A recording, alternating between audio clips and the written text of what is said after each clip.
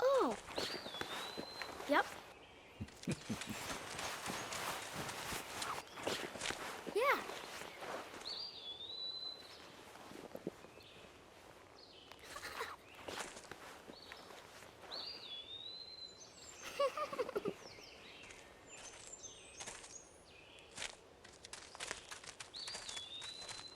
It's dangerous to run around here, boys. Grandpa, hurry. Hurry up. Grandpa, you're too slow.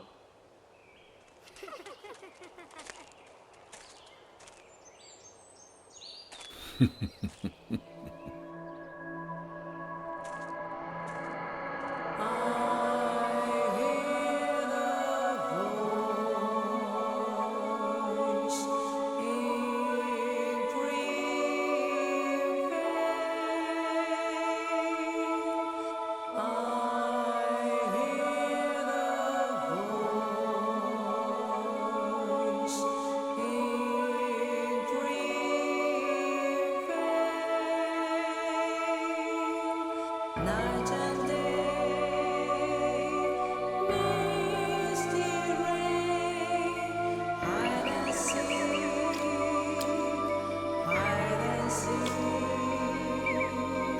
you and I, kissing, hide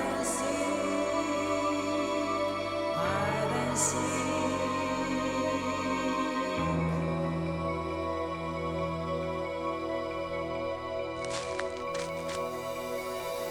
Beyond the sense of love and neglection, we were always wandering. Beyond the time of darkness, feeling we so long. Feeling alone, the past night, we were always searching. Beyond the time of darkness, feeling we so long. Someone told me it's blasting green bay. Everyone beside me. Someone told me it's blasting green bay. Everyone beside me.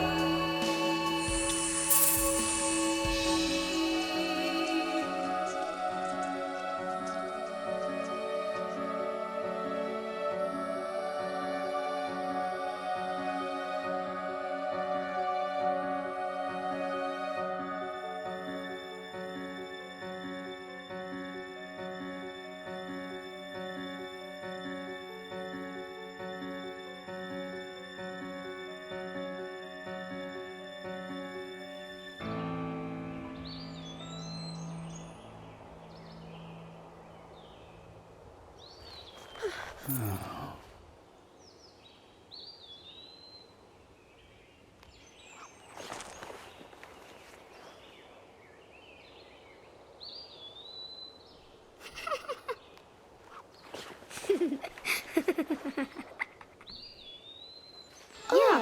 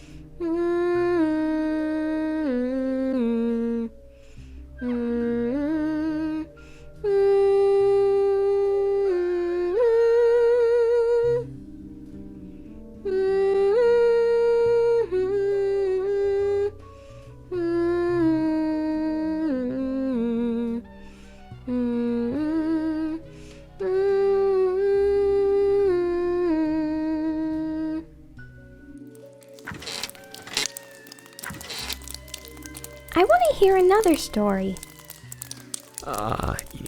Yes, of course. You've been waiting a long time for this, so how about a special one? This story is very strange and very nasty, but somewhat nostalgic. Do you think you can be a good girl and listen all the way to the end? Is it a scary story? It might be, but it's also a very important story. If you don't want to hear it, I can tell you a different story. No, I want to hear it. This way, I won't be scared. Will you turn on the TV then? Leave the sound down like always.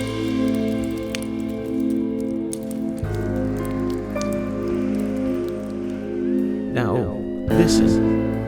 This is important. At times, we must purge things from this world because they should not exist. Even if it means losing someone that you love.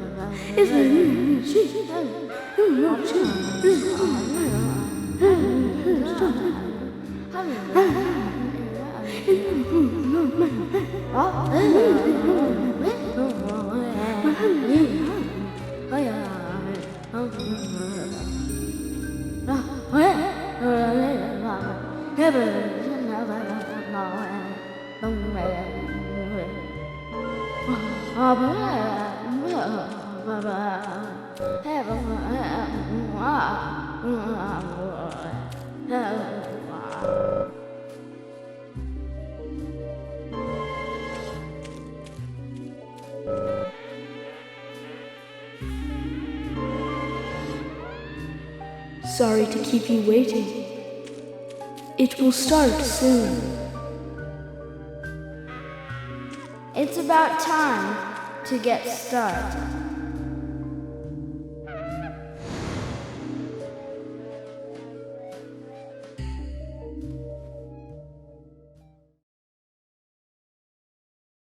Zach. Zach, can you hear me? It's me, York. If you can hear my voice, could you respond? Good. I thought you went to sleep. Zach, don't be surprised. The crime took place out in the country this time. Let's take it slow. Okay, Zach?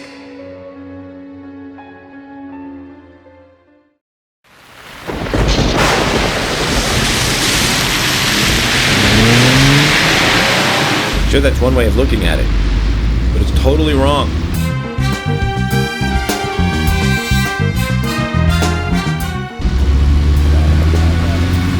Listen, they both need each other. It's called interdependency, and they both know it. Yeah, I know. He does terrible things to Tom.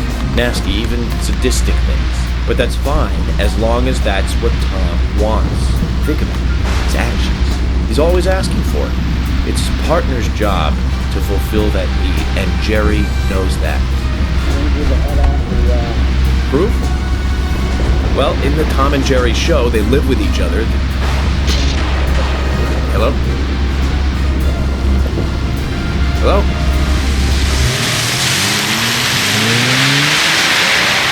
Zach, I can't believe the Bureau still can't get me a satellite phone. These puppies are making me go to another town in the boondocks again. Well, I'll be a happy camper, even if it ends up being a waste of time. At the very least, it'll get me out of the cramped city for a while. Right, Zach? The perpetrator from the last case really was something. Who'd have thought there'd be razors laced into her nails? Crazy. Just crazy. Well, at least I now have a scar to show off. See this? I got this when I arrested the Catwoman wannabe. Women. They're crazy. Don't you agree, Zach?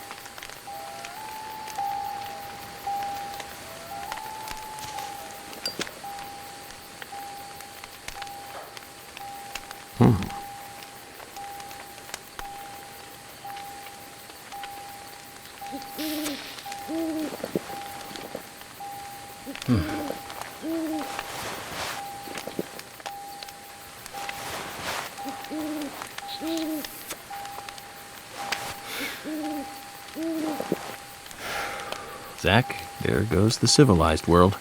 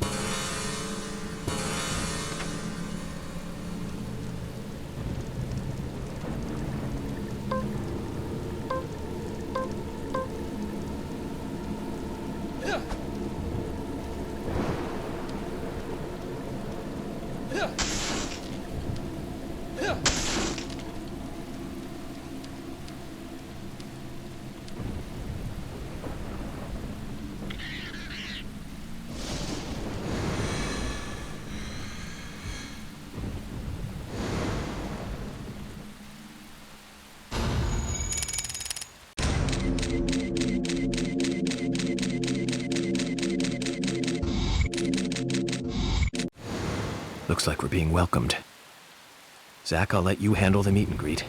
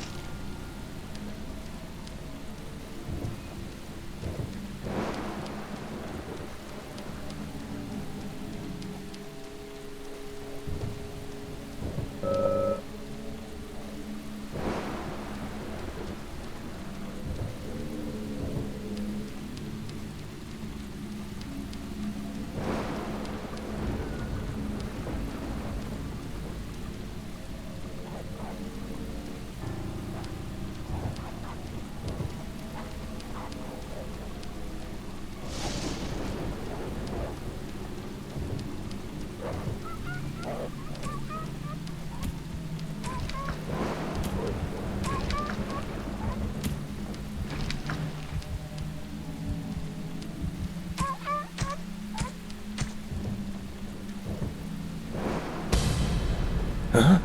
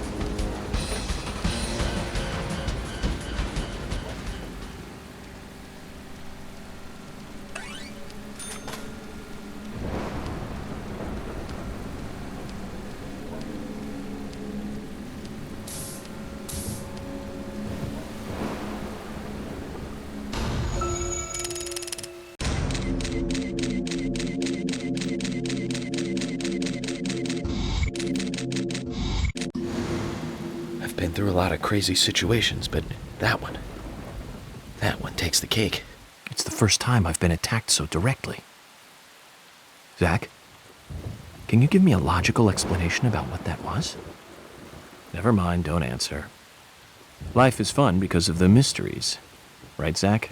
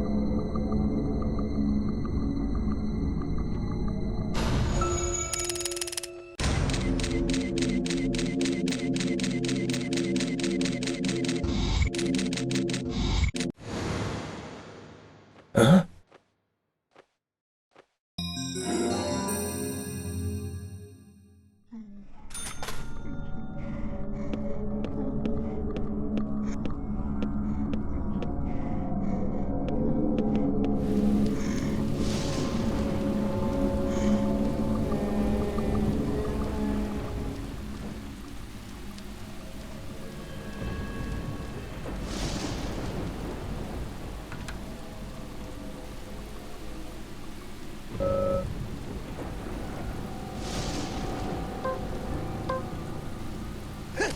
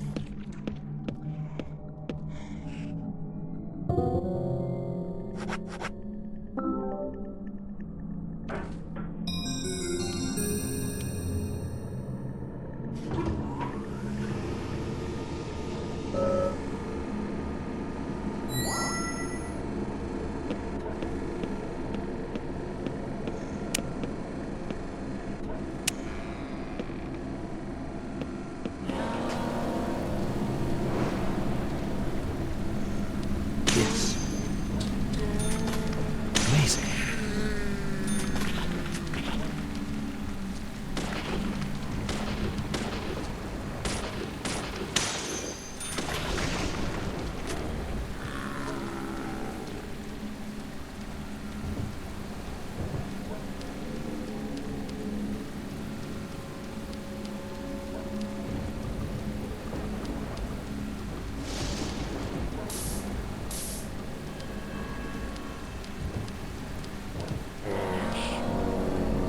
Amazing.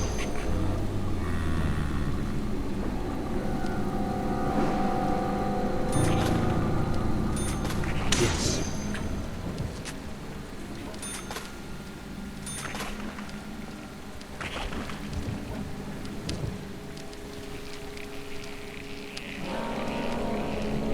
Amazing.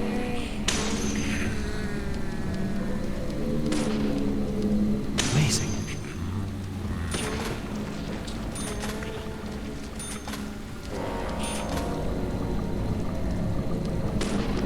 Yes.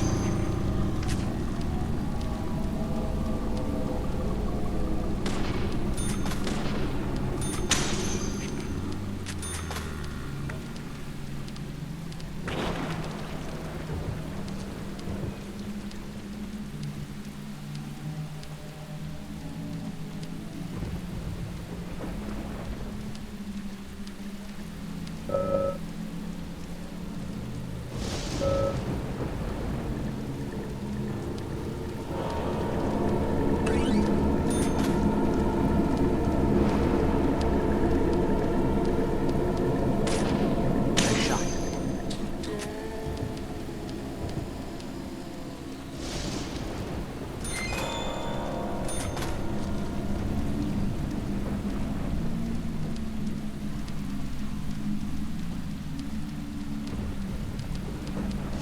Bullseye.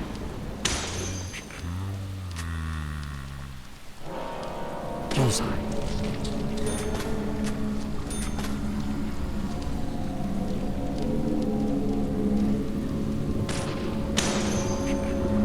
Bullseye.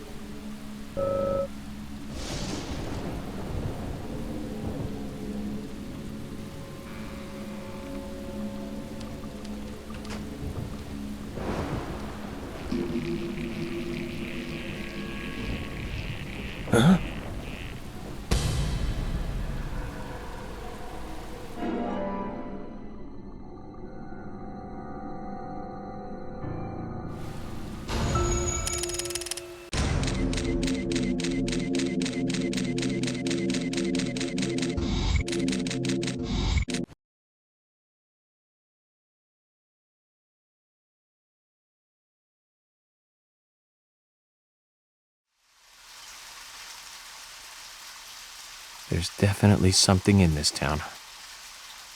Do you feel it, Zach? My coffee warned me about it. Yesterday morning, the milk I poured in my coffee made a sign. It said, "Tomorrow you'll arrive in a place that will change your fate."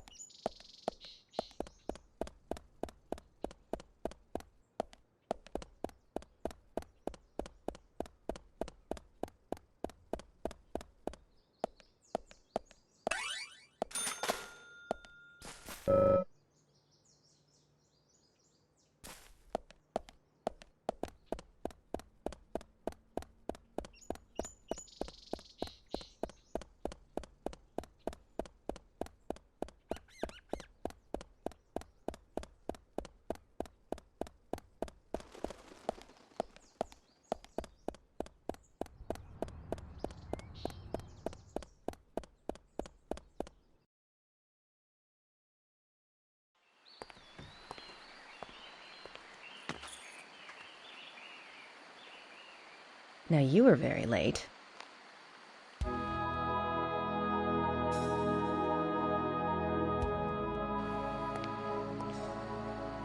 I didn't think you'd keep me waiting in the rain for so long. FBI Special Agent, Francis York Morgan. Please, just call me York. That's what everyone calls me. Agent York? Good, that's good. Are you the sheriff?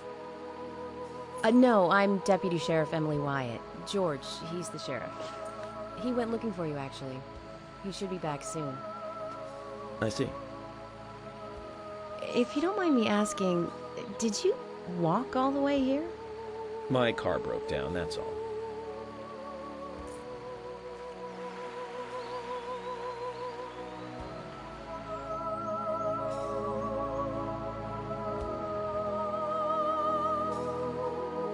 She's easy on the eyes. Definitely worth a trip to the primitive world. By the way, don't mention anything about what happened back there. She'll think you're a psycho. Don't want that, do we, Zach? Welcome to Greenvale. I'm the sheriff, George Woodman. Call me George.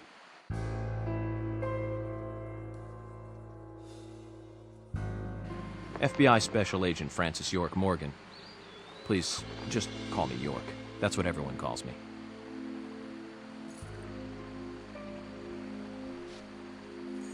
Could you tell me why the FBI is so interested in a small-town homicide?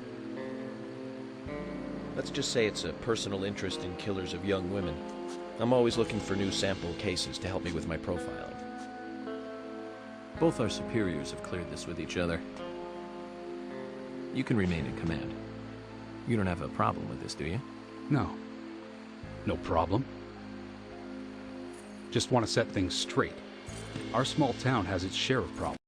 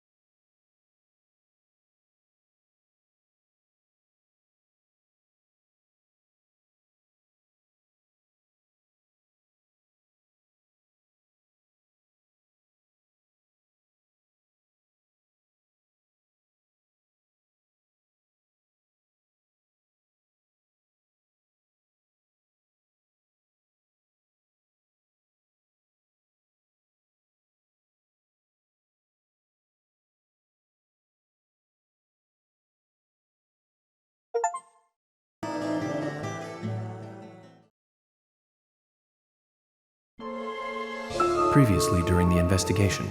These puppies are making me go to another town in the boondocks again. I didn't think you'd keep me waiting in the rain for so long. Welcome to Greenville. I'm the sheriff, George Woodman. Call me George. There's definitely something in this town.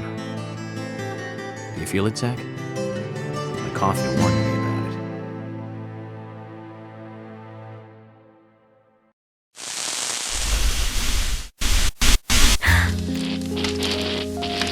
It's broken. I've been using that one for a long time. Why didn't you get it repaired? This TV is important to you, right? It's got some memories attached to it, sure.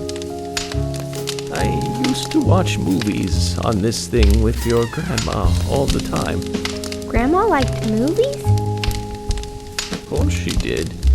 Everyone loves movies, right? I love movies too. I've never been to a movie theater though.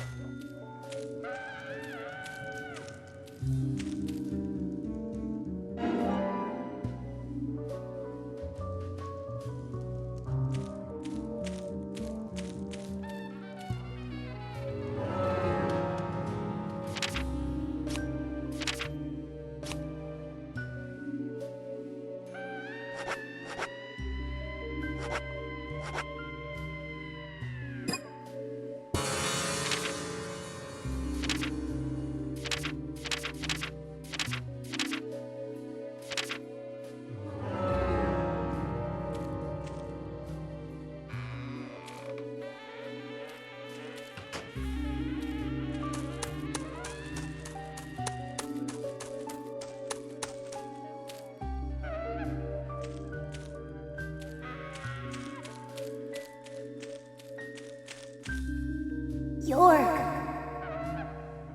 York!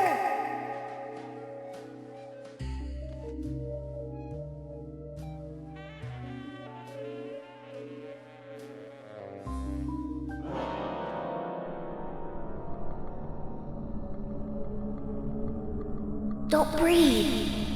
Hold your breath. They can't see you if you hold your breath. Hurry. Like this. Cover your mouth.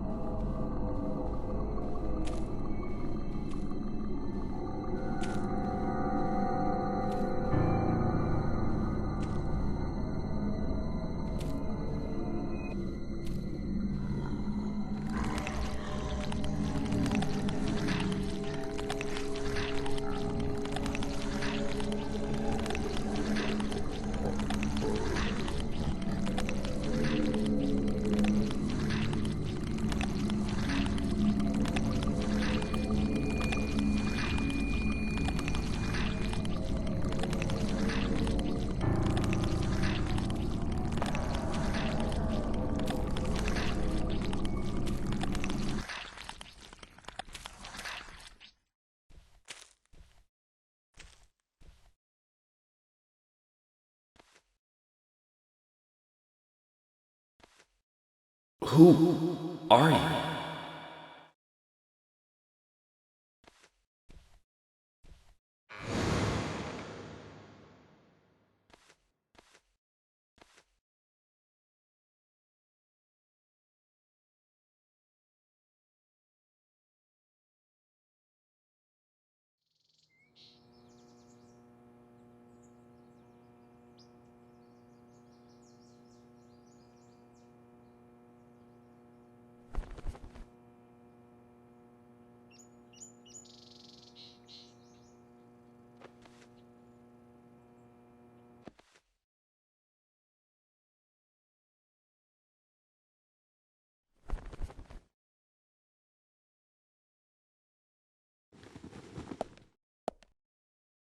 Zach, The symbolism in my dreams continues to intensify.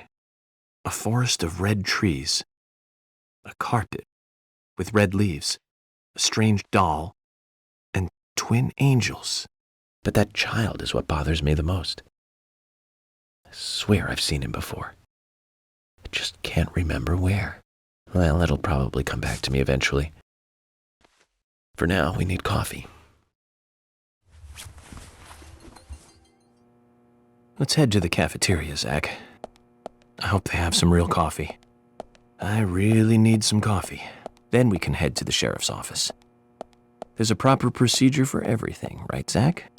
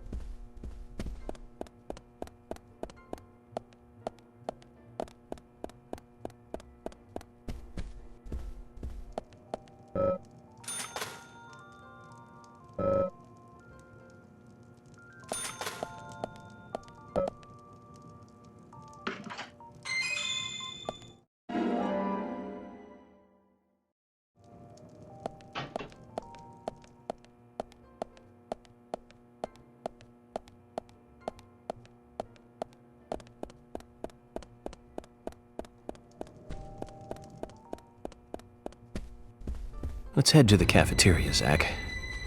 I hope they have some real coffee. I really need some coffee.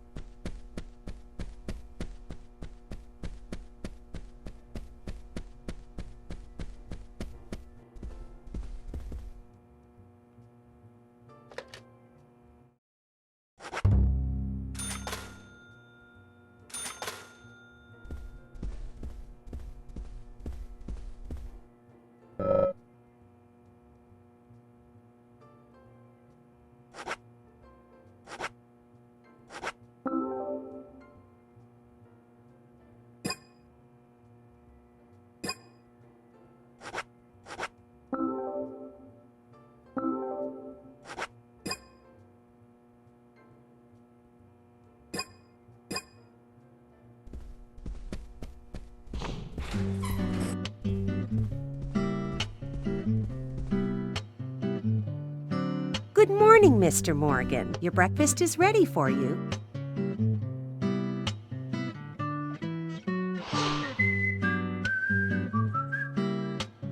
Thank you, Mrs.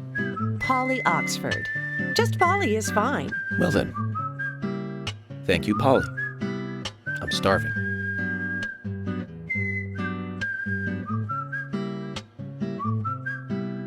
Is everything all right, Mr. Morgan? Yes, it's delicious, Polly. My compliments to the chef. I'm hoping my cooking will bring back repeat guests. Honestly, though, it's been a while since anyone has stayed here. I couldn't help but notice. Aside from you and me, there seems to be no other guests or workers around. What's that? The salt's in that white shaker there. Thank you. I was wondering if there were any other guests or workers here. Oh, no one else. My husband and I used to run this place, but he's in heaven now. You've been working here alone since then. Must be hard by yourself. Oh my, we're all out of pepper. I'm very sorry. It must be difficult to run a hotel by yourself. Well, yes, I suppose. I could just live on my pension. But I have to admit, running a hotel is kind of like a hobby of mine. That's nice. Polly, it might help to hear you better if you could sit a little closer. Oh my, Mr. Morgan, you're embarrassing me. So early in the day, too. I think I'm a little too old for you. And I still love my departed husband. May God rest his soul. I appreciate the invitation, but I'm fine over here. Polly, I can hardly hear you from all the way over there. You're exaggerating. This is fine. It won't do to be all clumped together with such a large table and cafeteria. We have to make use of all this space. Now tell me, that wound on your face, what happened? Let's just say I had some trouble during the last case I was working on. I'm sure it'll heal. It's just a flesh wound. Oh my, well, there's no need to be the tough guy here. I want you to be able to relax here. I've prepared a special room for you. A famous rock star once stayed in the same room, you know. Really? I feel honored. If you need anything at all, just let me know. I'll help you out in any way I can. Zach, the lady is offering to help. Do you want to ask her about the town? Say, Polly, what can you tell me about this town? Well, let me see. You might know this already, but the town is called Greenvale. It rains here quite often, but it's a nice place, surrounded with nature. It was a big and prospering lumber town until not so long ago. We used to have a population of over 6,000 people. Less than 1/10 of them left now. This hotel was built back then. We saw plenty of guests in those days. That's why this place is so big for such a small community. I have so many fond memories from back then. I suppose the clock on the community center is quite famous too. The clock? Oh yes, it's lovely. It rings in the morning and at night to let the whole town know the time. You'll hear it many times during your stay. It's a beautiful sound. And you'll love it too, I think. I look forward to hearing it then. Anything else you'd like to know about? Yes, actually, Polly. Could you tell me about the shops around here? Shops? Well, there aren't many. It is a small town, after all. You can do most of your shopping at the Milk Barn convenience store. The couple who run it are a unique pair. I'm sure you'll get to like them. The A&G Diner is a great place to eat. They might be open even if my kitchen is closed. If you want to go to a bar, there are two. The Galaxy of Terror and the Sweary 65. I don't care much for either of them. Bars are for the younger folk. We also have a gas stand, of course, the art gallery, and even a gunsmith. You should be able to find what you need. Thank you, Polly. Well, Mr. Morgan, I'd better start cleaning up. You just take it easy. I'll bring your coffee out in a moment. Thank you, Polly. I have to warn you, though, I am very particular about my coffee. The very best you have, please. I understand. I'll be right back with it.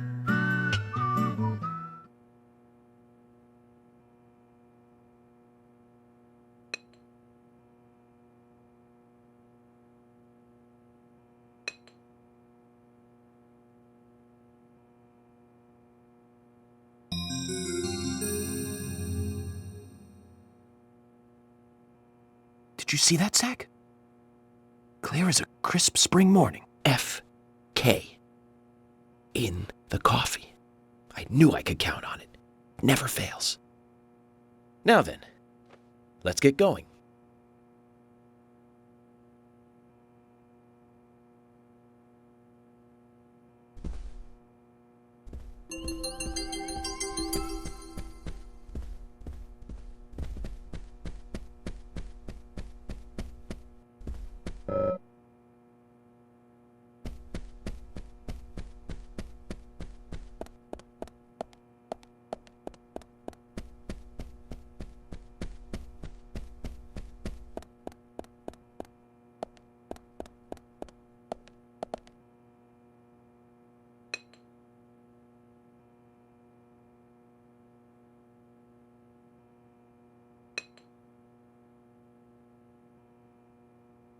There's always trouble heading my way in this job. But I'm always up for a little excitement, too.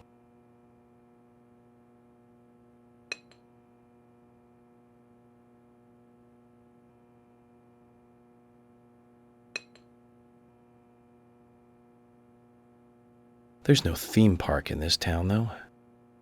All that good luck is just slipping away. But I think I'll have a thrilling enough time right here anyway.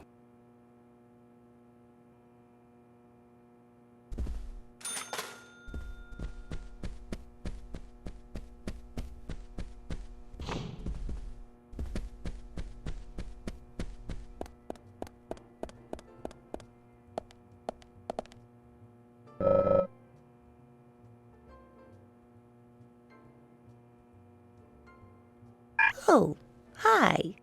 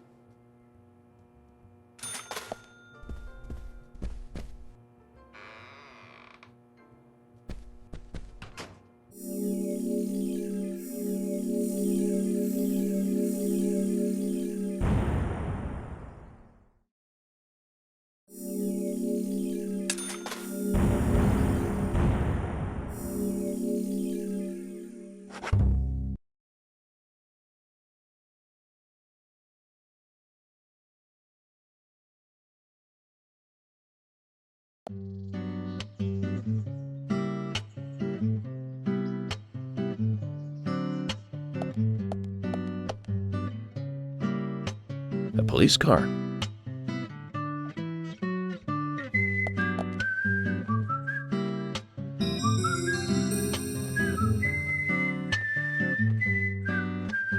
So we have King George to thank for preparing a car for me. A pleasant surprise, eh, Zach? Let's take it for a spin.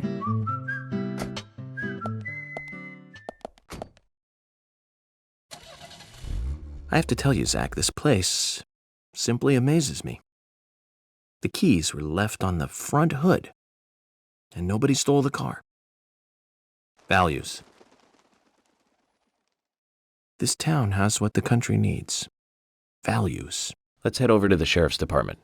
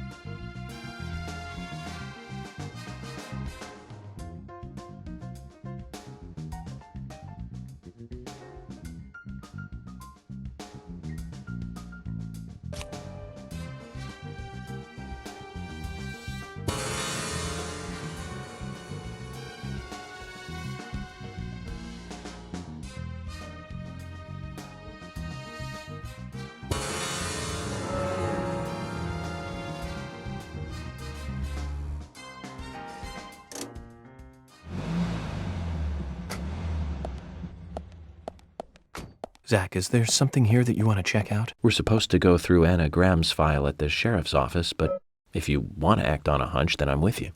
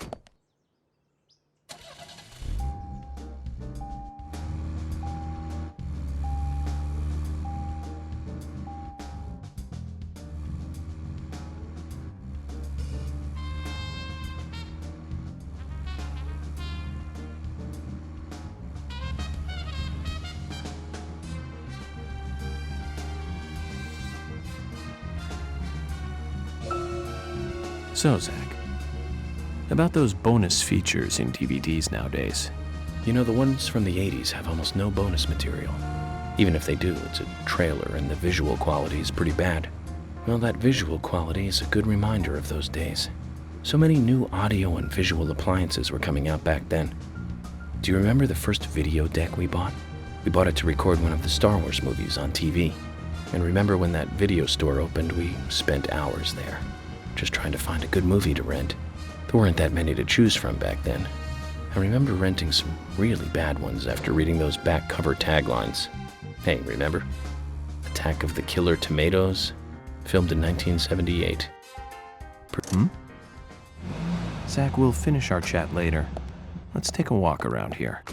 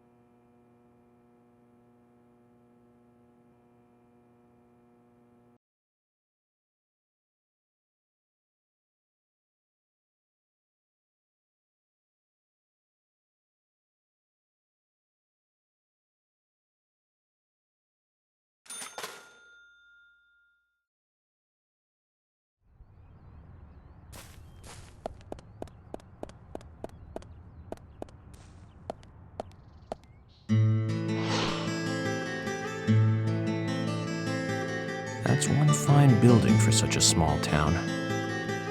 The exterior woodwork is spectacular. Don't you agree, Zach?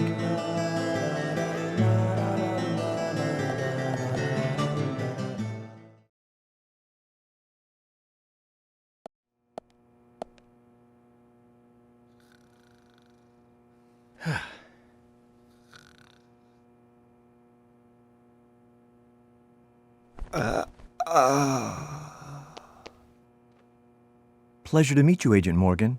We've been expecting you. I'm Thomas McLean, the sheriff's assistant.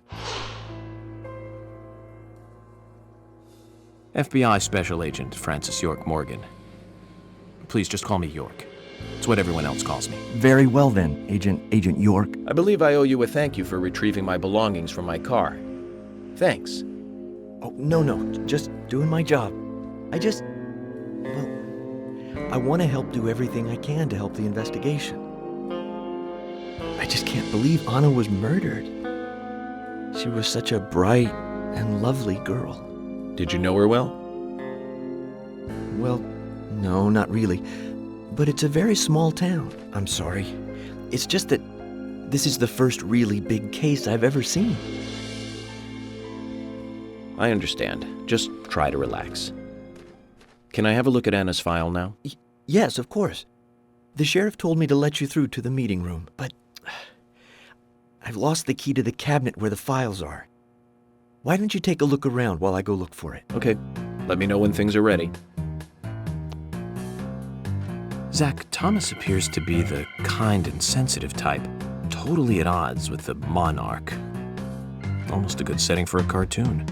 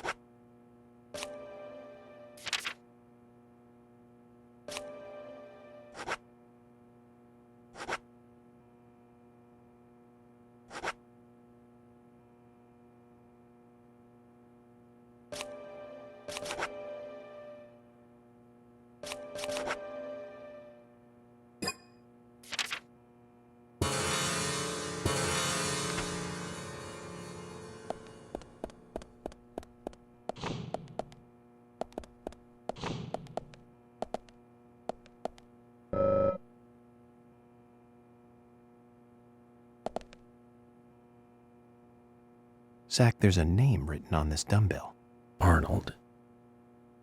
I haven't met anyone by that name yet. Could it be the owner of this dumbbell? What do you think, Zach?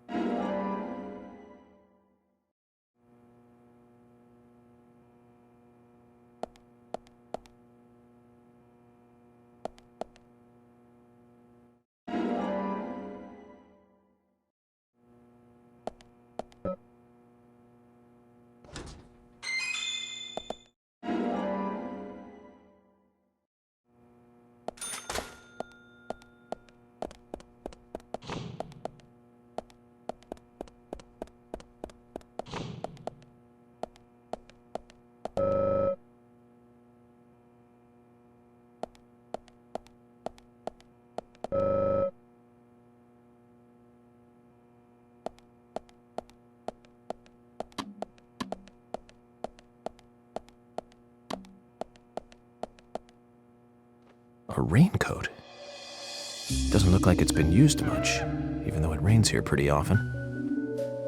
What waste of nice fabric, eh, Zach?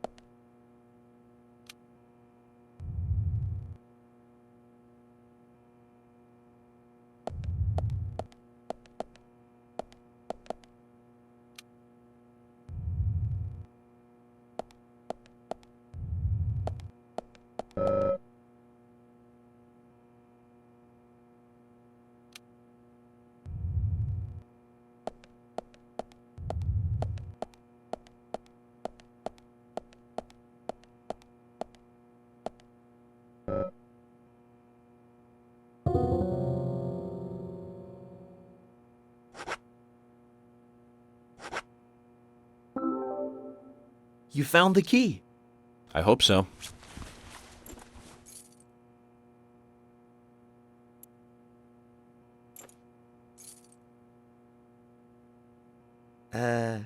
No. This is a sugar glider. Sorry, wrong key. The sugar glider is a small gliding possum. It has shorter hair and a longer, column-like tail. You can really see its muscle definition on this image, can't you? But we're looking for a southern flying squirrel right now. Zach, can you tell these things apart?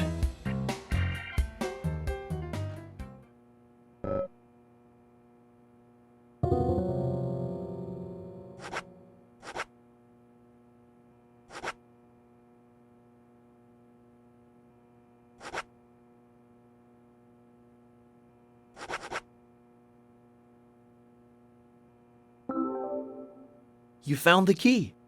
I hope this is the right one.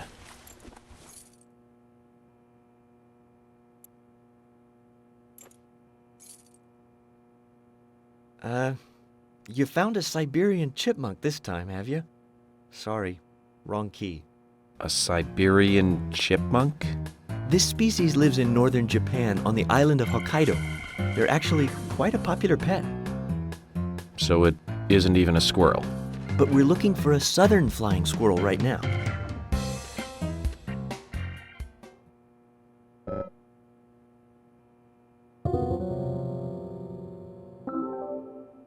You found the key.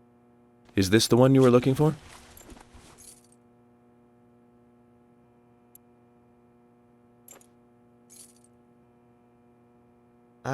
No. This is a gray squirrel. Sorry, that's not the key. Nothing particularly special about the gray squirrel, I'm afraid. You can find them in the US, Canada, and in England, too. A gray squirrel. What was I thinking? But we're looking for a southern flying squirrel right now.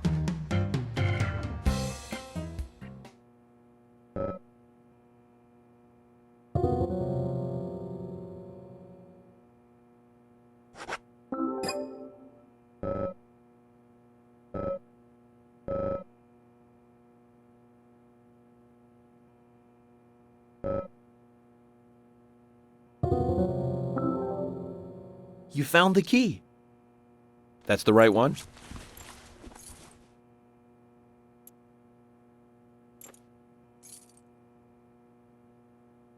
Yes, a southern flying squirrel. Thank you so much. I'll bring the files right in, so please go to the meeting room. Okay, I'll be waiting for you. Well, Zach, we just got here and we've cracked a big case already.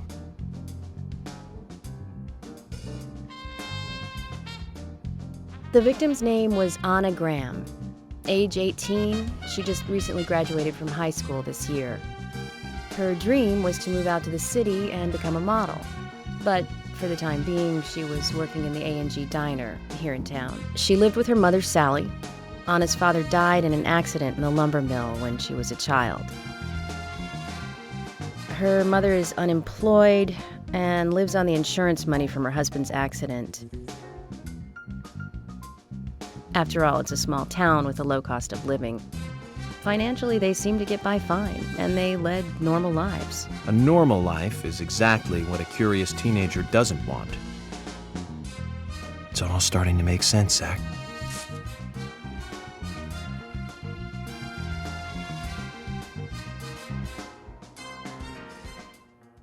City folk, huh?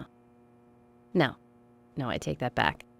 All of them can't be as bad as him, and some should have better manners. Huh. This is a good biscuit.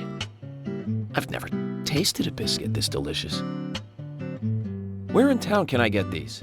Well, actually, I baked them myself. That's amazing. What are you doing in law enforcement? I'm very particular about biscuits, I'll have you know. The balance of milk and butter you've achieved here. Oh, my. Agent Morgan, the autopsy's ready. You are welcome to accompany me to the Greenvale General Hospital. Emily, you come too. Thomas, stay here and tidy up these files. Yes, sir. We're going to use the car outside.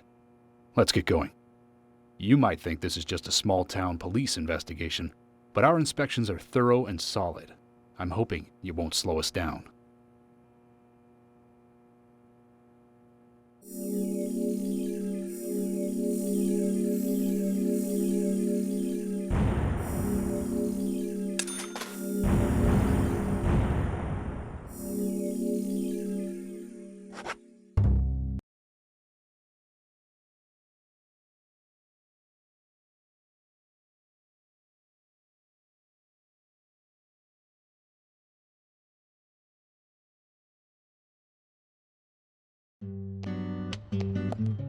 The Greenvale General Hospital is down the road by the lake.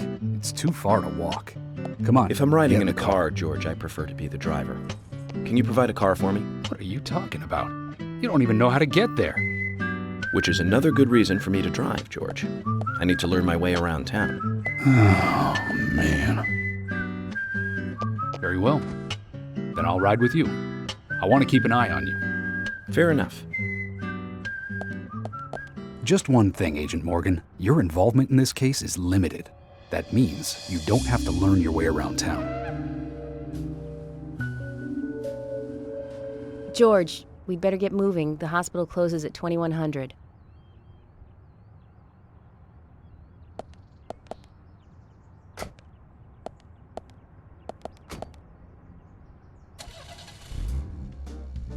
Agent Morgan, get us there quickly, but drive within the speed limit. Just because you have a badge doesn't mean you can drive like a maniac. George, what are you, his mother? We just need to get the autopsy results. Agent York isn't accustomed to the town yet. Give him a little slack.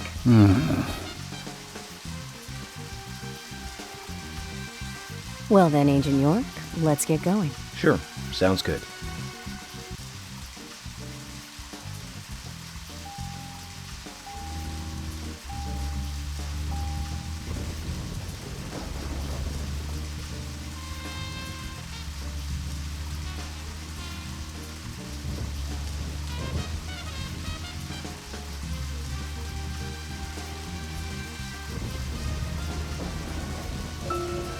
Agent Morgan, I can't help noticing you prefer to work alone.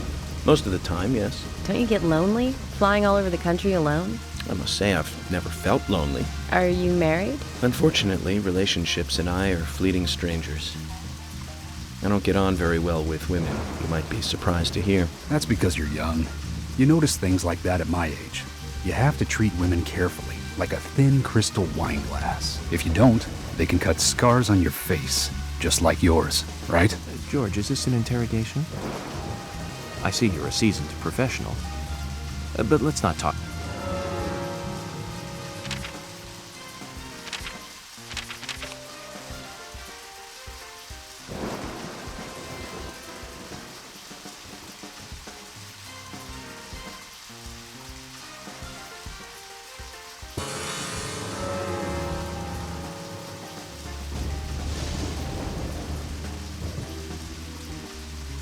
Well, we're in the middle of a homicide investigation.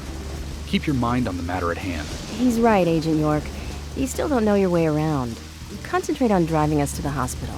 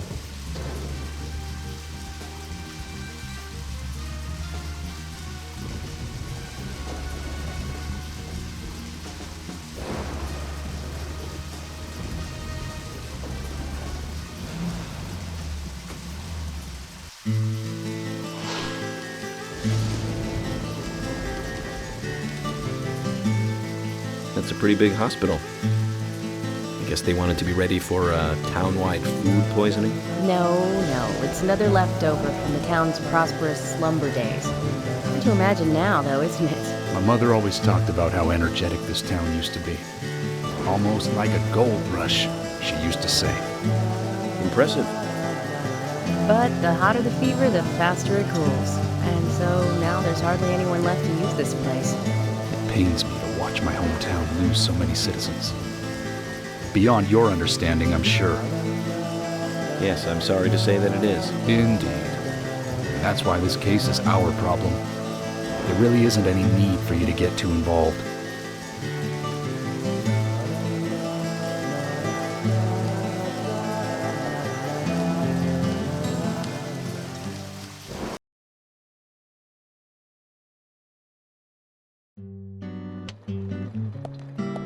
Hello, Sheriff.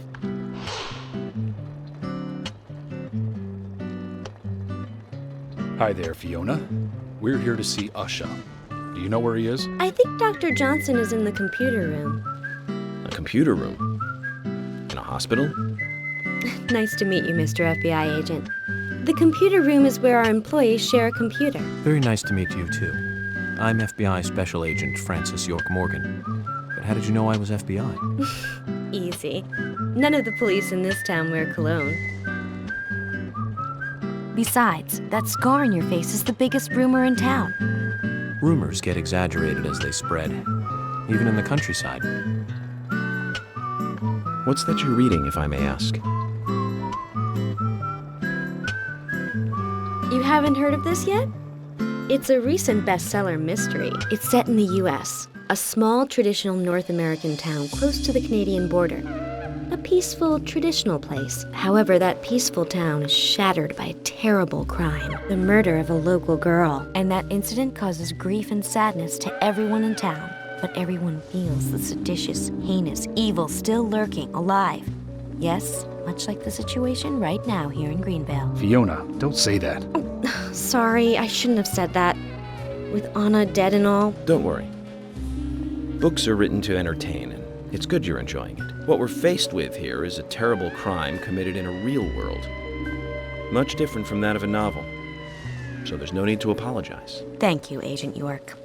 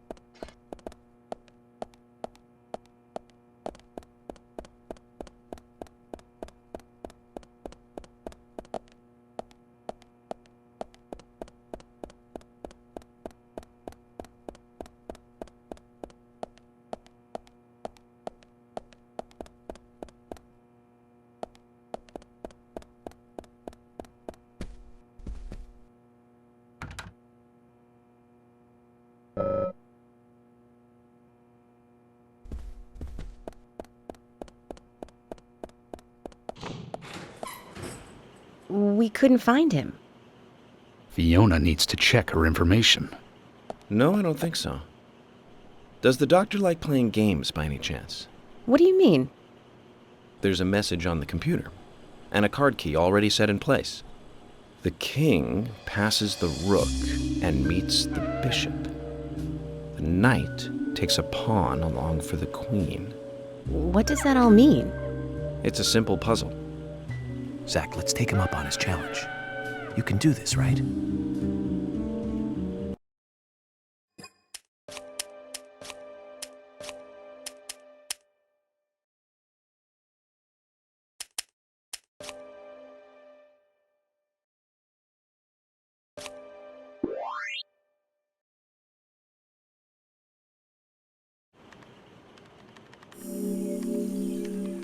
The doctor awaits below with the deceased. Another code? But there's nowhere to insert a password. More games. I'm going to get Fiona to call Usha up here right now. No need, George. The message appeared with the card key. It's telling us where to use it. This is not the time to be joking around, Agent Morgan. Dr. Usha is below with the deceased. With Anna. Below being underground, I take it. Simple. Simple. Then it's time to meet the mischievous architect of this little game. Nah.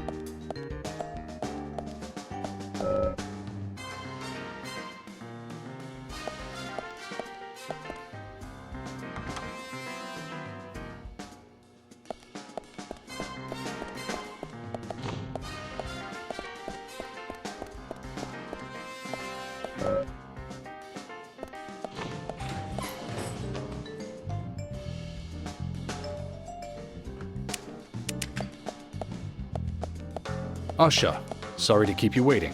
Ah, you made it. Let's get started, shall we?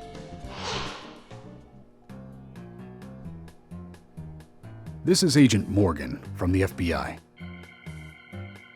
Nice to meet you. I'm Usha Johnson, the doctor in this hospital. FBI Special Agent Francis York Morgan.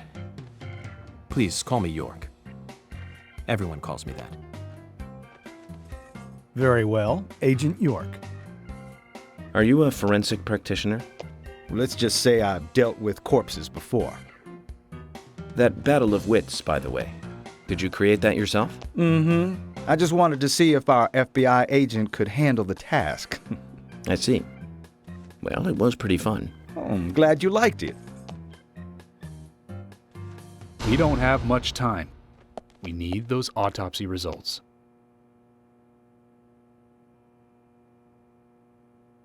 Next time, try challenging us without obstructing an investigation. You've angered the monarch.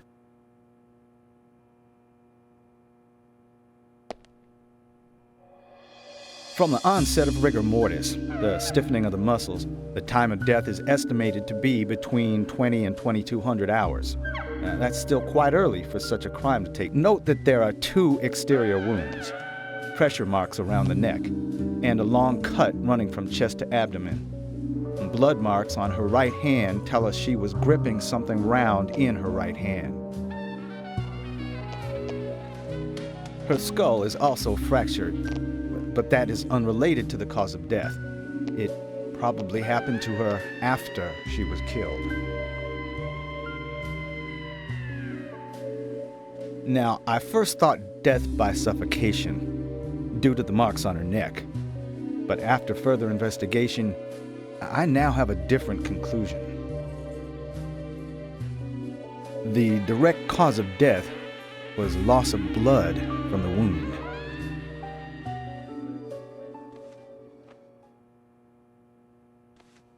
Which means? She was cut up while she was still alive. Yes, a sharp knife was used. It was inserted beneath the sternum and then quickly sliced downwards.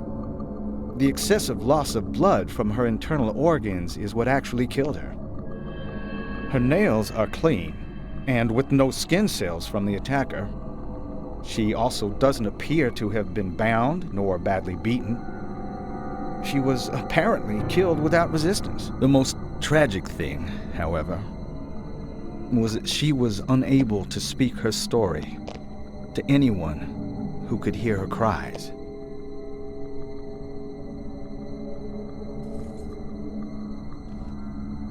The perpetrator cut out Anna's tongue. Well, I believe she was drugged first to phase her consciousness, and then the killer killed her.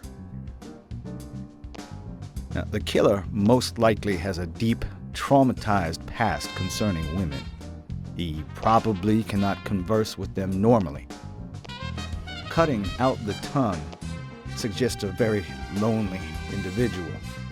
Either that or a truly hardcore sadist. He must get off on watching women suffer, especially when they can't answer back. Now, he watched as the blood pumped from her body, as she gradually grew cold. Now, a case in Seattle in 1985 was much like...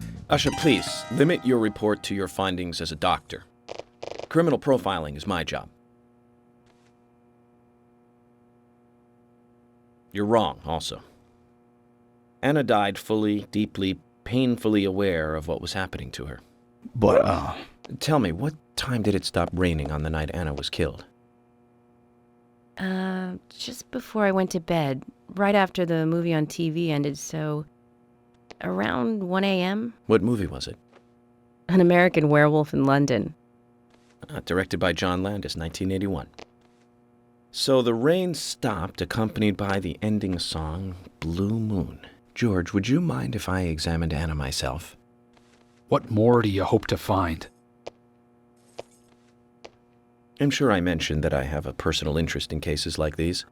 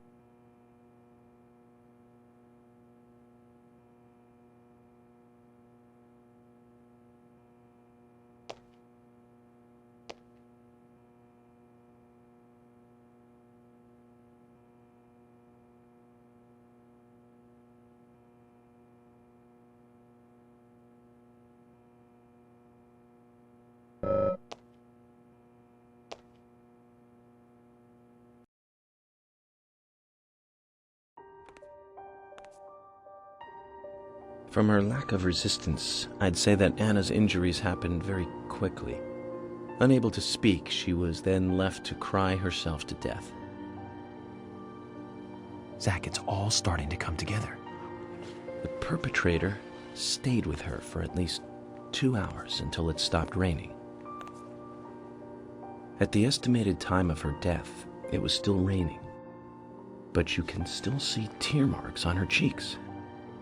That means she was killed under a roof somewhere. She was then carried into the woods after it stopped raining.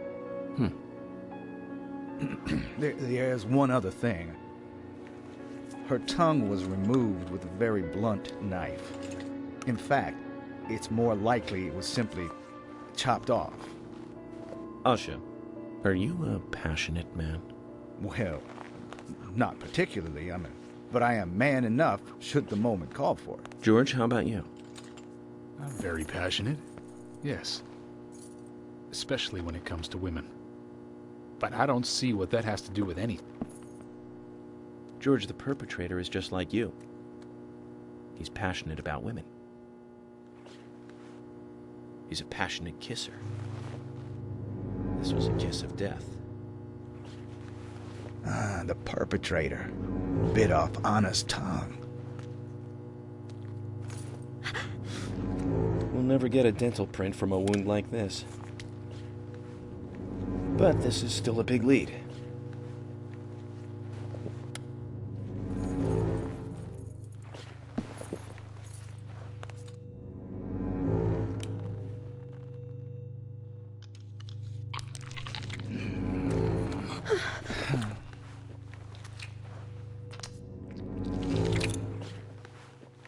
Jackpot, Zach.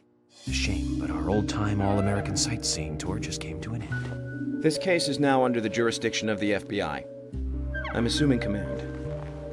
I'll need you to assist me in the investigation. What in the hell do you mean, Agent Morgan? I know I said I was passionate, but you can't think I did this.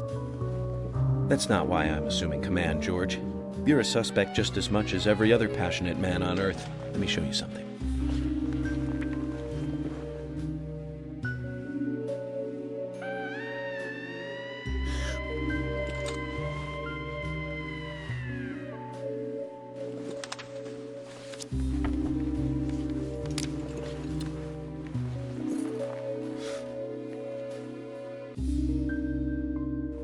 There you go. Amazing, huh? I'm sure you have a lot of questions, but most of the details are top secret. George, Emily, we should be going. No need to stay here any longer. Okay. I have to sign the release. Just give me a moment. Very well. I'll go on ahead. I can't take it any longer down here.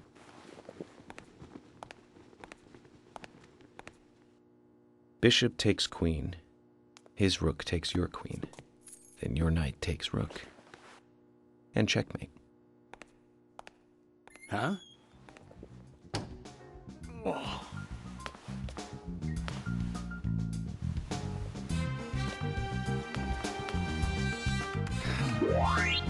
My first victory in the Grandmaster ranking.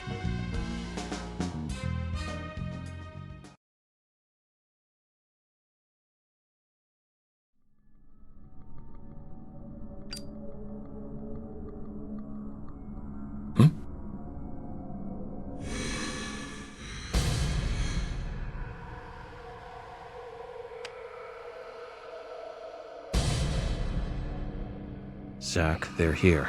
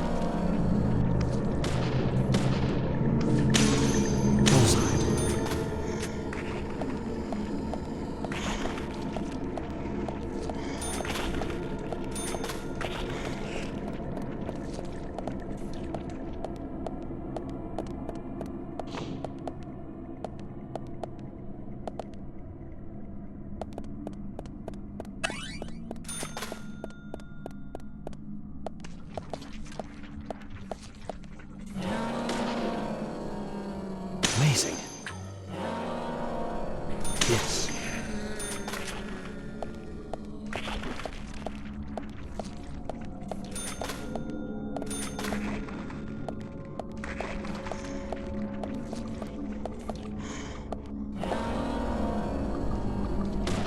Nice shot.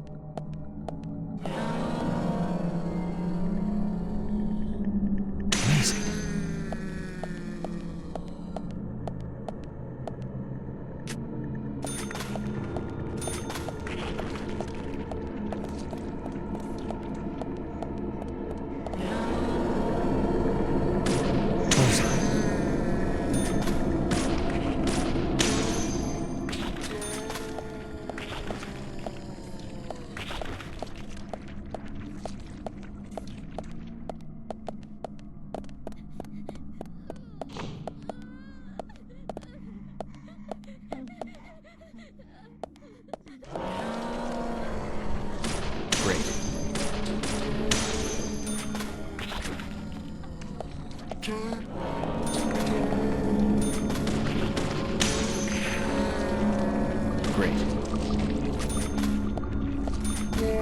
Oh! Yeah!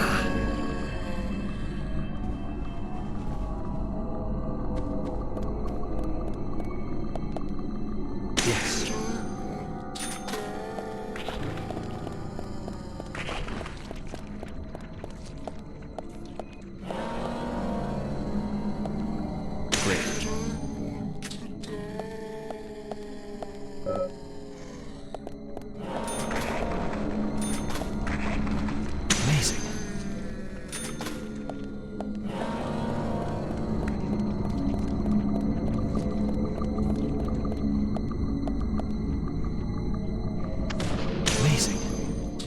Amazing.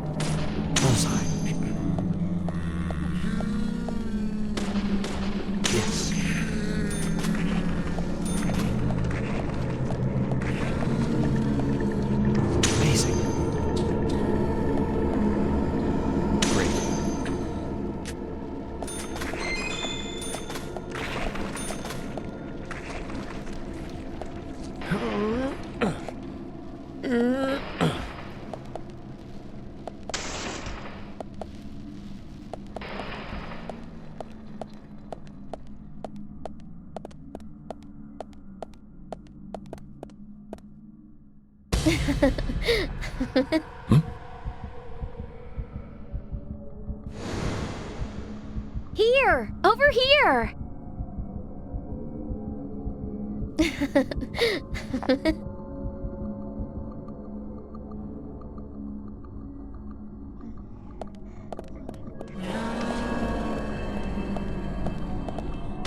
Yes.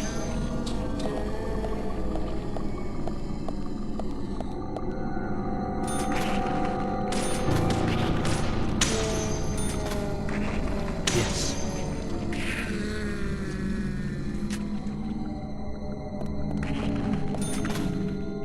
Amazing. Amazing.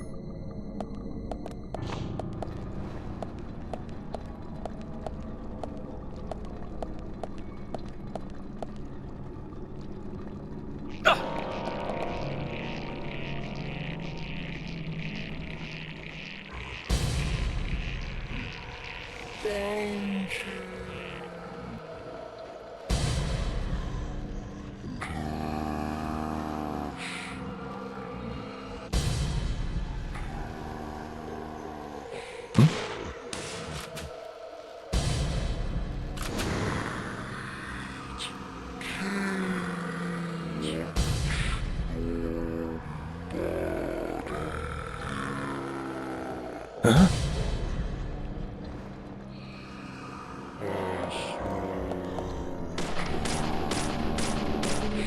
Nice shot. Great, great. Nice shot.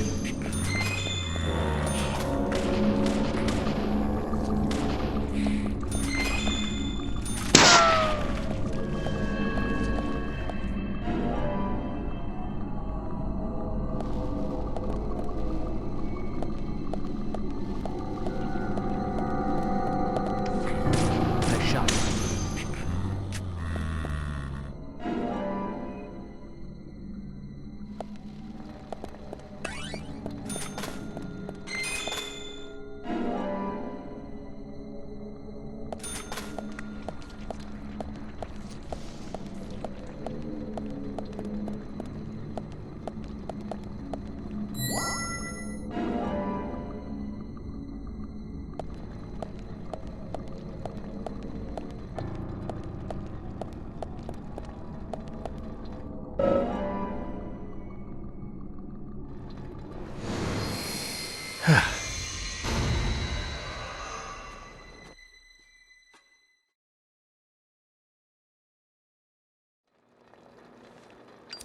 Agent Morgan, if you're so desperate, then why not smoke two at once?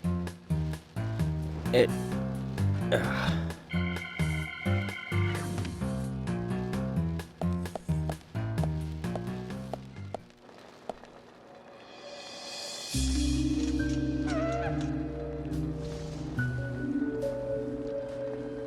Who's that old man? That's Harry. Harry Stewart. One of the bigger problems around here. His father started up the lumber trade and founded this town. But he's a weird one, as I'm sure you can see. Always dressed like that, never speaking to the townsfolk. And just FYI, he owns almost the entire town. Not that that makes any difference. So long as I'm around, he won't be getting away with any funny business.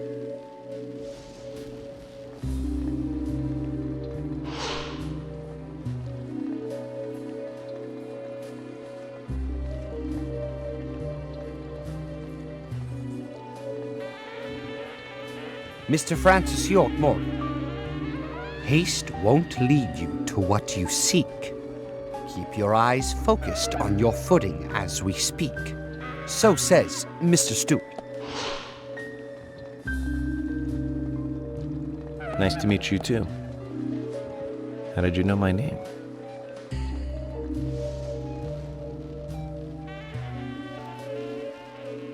Mr. Francis York Morgan, information desires you, just as you desire information too. So says Mr. Stewart. Harry, stop trying to get in our way. Keep this up, and even you'll have to answer to the law.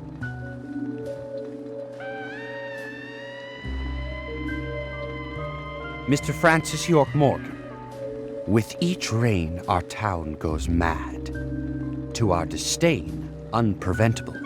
So sad. So says Mr. Stewart. Thanks for the warning. Then we shall depart, Mr. Francis York Morgan.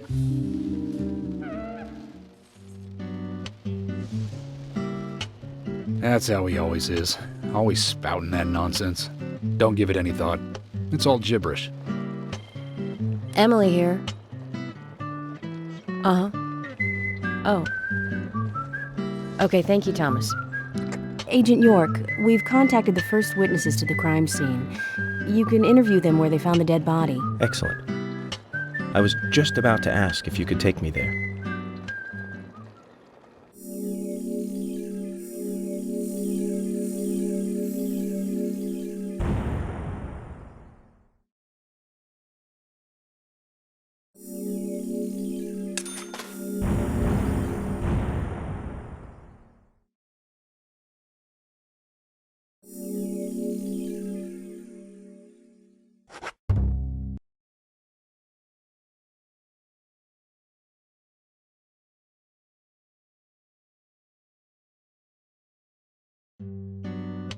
The body was found in the Greenvale Forest Park. That's west from here, and too far to walk. A forest park?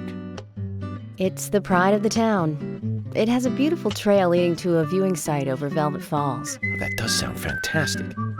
Show me the sights. That may have to wait. We promised to be there by 1800 to interview the first witnesses to the crime scene.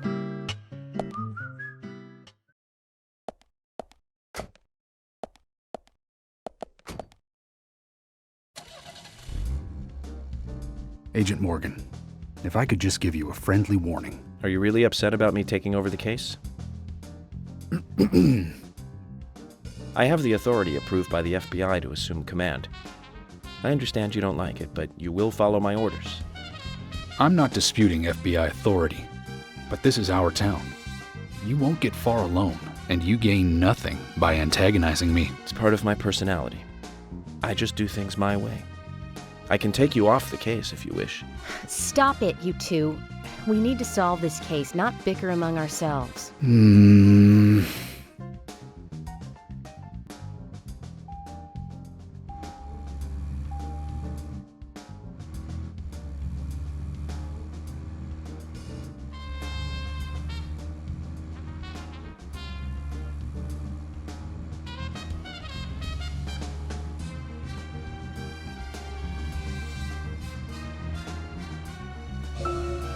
Anna's body was discovered by the woodsman Jim Green, along with his 2 grandchildren, Isaac and Isaiah. What were they doing in the forest? Just their daily routine. They found Anna's body during a morning walk. So you've talked to them already? Not officially. Not yet. Not yet? Are you out of your mind? You haven't interviewed them yet? Agent York, that tone is hardly appropriate. We were given orders to wait for you to arrive. Orders by who? A man called Abrams from the FBI. Robert, is it? Good old Bob Abrams. I did tell him to stay out of it. It's always tough to have a meddling boss, huh, Zach? I thought you knew, Agent Morgan. Don't worry about it. We may not have taken official statements, but we got all the information we need. I can fill you in right now if you'd like. Thanks, George, but that won't be necessary. I want to hear the details from the witnesses themselves, firsthand. I just can't believe that the children had to witness the crime scene. They may be traumatized. You'd better do this carefully. Don't tell me you get nervous talking to children, Emily. Not at all. That's not what I meant. Then what did you mean? Just forget it.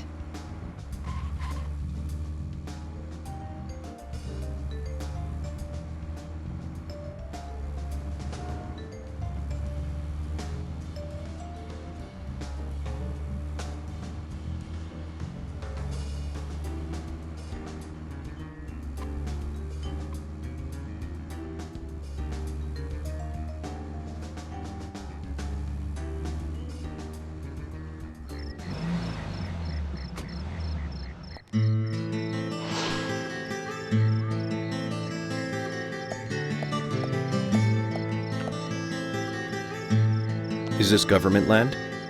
No, it's private. Owned by Harry. This whole area? That's right. I'm sure I mentioned that he owns pretty much the whole town. He used the money left by his father to buy up most of the town.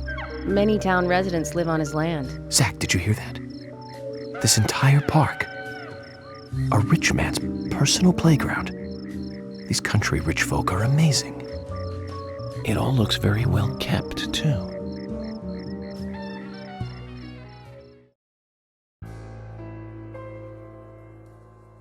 I'm FBI Special Agent Francis York Morgan. Please call me York. It's what everyone calls me. And you are Jim Green? That I am, son. I keep these woods. Well, you're doing a fine job. Well, I used to be a tree surgeon. And these 2 discovered the body? Yes, my grandchildren, Isaac and Isaiah.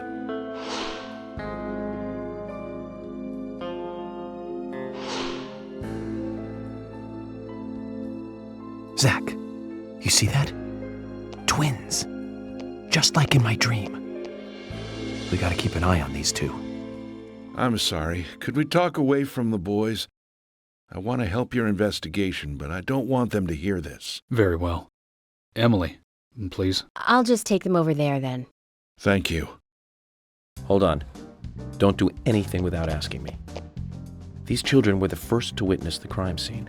I want to talk to them. Come on, they're just kids. They have no idea what really happened to Anna. That doesn't matter. You agree with me, right, Zach? How heartless. Do you ever think of other people's feelings, ever? Emily's right. That's stone cold, even for the sake of investigation. Children see things in pure, simple terms. They may have seen something we adults would never spot, and they are here at our request as well. We could at least chat with them and see if they want to make a statement. Are you serious? I never joke about matters like this. Oh my God. Don't worry. They aren't as fragile as you think. Look at them, standing so upright there.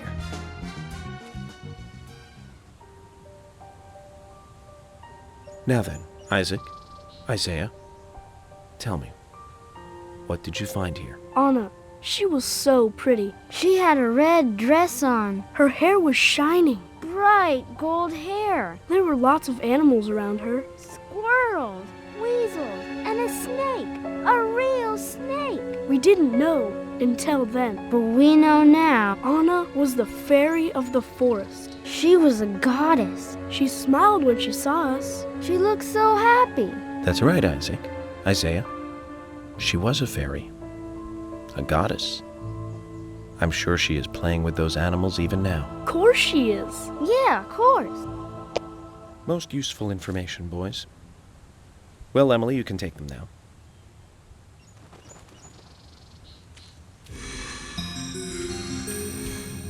Okay, Zach. This is where Anna's body was. And that means our unsub, our unknown subject, was here too. So, what happened here?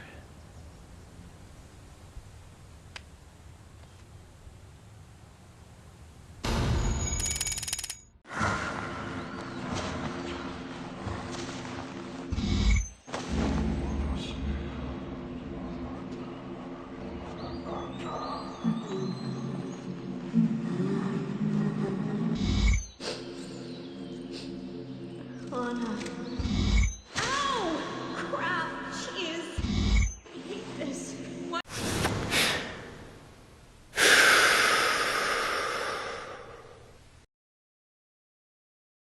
Zach, something is still missing. We need more clues.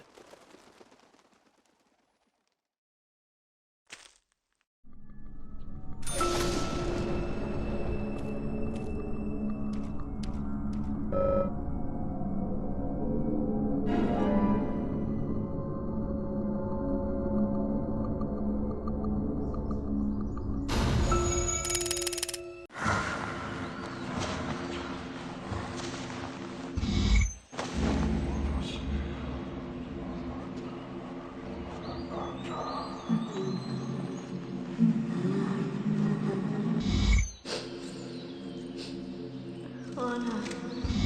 Ow! Crap! Jeez! I hate this. What?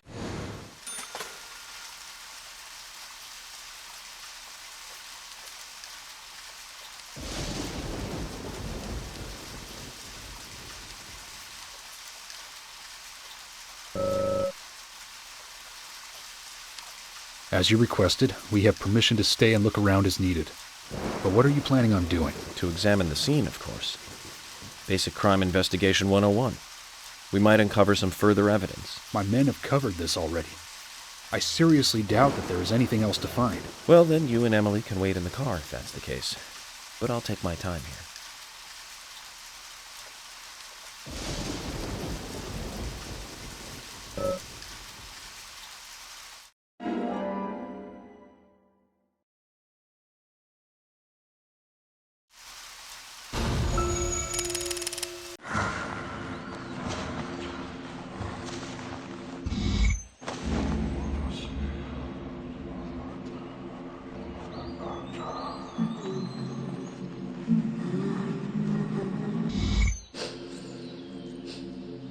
Anna. Ow! Crap! Jeez! I hate this. What?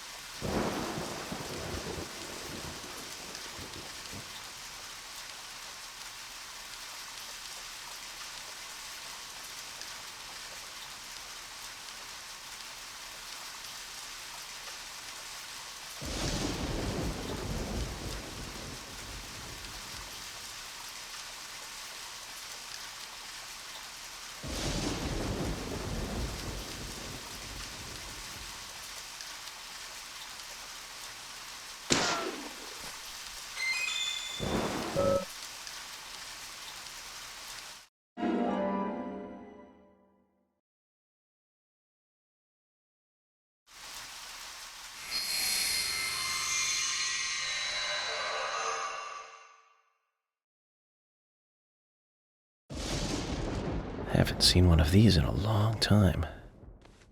It's upside down. I guess this is meant to be an anti-peace sentiment then. These holes on the ground were made by high stiletto heels all around here.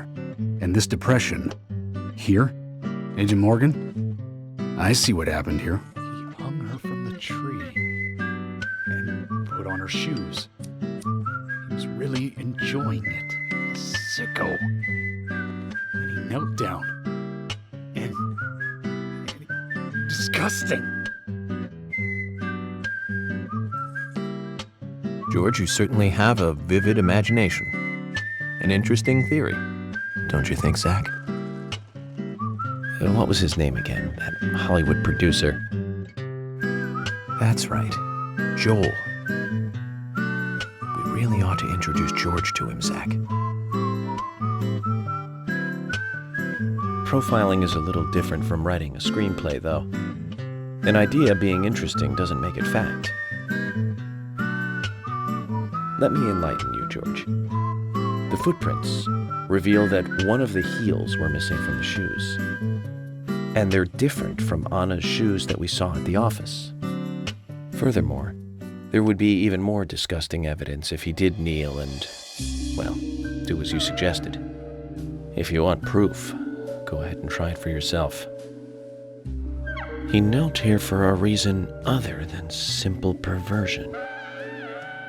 Zach, what was he doing in front of Anna?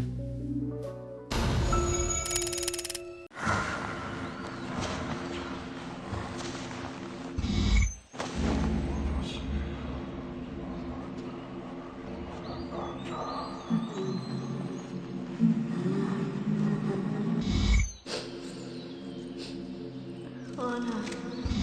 Ow! Crap! Jeez! I hate this. What? Now I get it. He was kneeling to pray in front of her. Just like the twins said. She was a goddess. The unsub, or unknown subject, offered prayers to Anna's body. Its bitten out tongue and massive body wound. Once dead Anna was transformed from an object of despite into one of worship. So who is Miss Stiletto Heels? The steps are close coming up to the body, and then farther apart going away. There was a reason to hurry away then. That settles it then, George. Miss Stiletto Heels is a third party here. She's not the murderer. No one runs away from an object of worship. She could be another victim who was with Anna. Or perhaps an accomplice who fled for some reason. She is also one who took whatever it was Anna was holding on to in her hand. But why? Why did she leave her here? Only Miss Stiletto Heels knows the reason for that. She might know something about the man with the reversed peace mark, too. How many women wear high stiletto heels in this town, do you think? Oh, I should think most of them have at least one pair. I do too, before you ask. But nobody would come all the way out here wearing them, except maybe one person. Don't keep me in the dark, then. Who might this elegant lady be? Diane, the owner of the art gallery. But she's out of town for a big art auction. I heard she'll be coming back in a couple days. Then we'll just have to give her a warm welcome home. A more immediate matter, then. Where in town can you find something like this? It should be a building that isn't used anymore, with either a lot of metal or metal machinery or something like that. The old lumber mill. Then it's time to really get this show on the road. Could you guide me to this perfect setting for extravagant murder?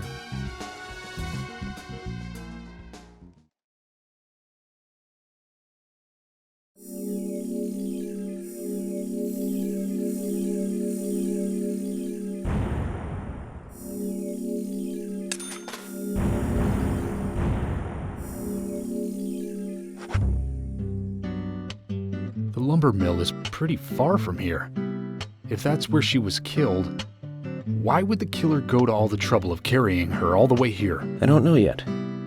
My profiling instincts tell me one thing is for sure, though. The unsub's personality is totally different before and after the crime.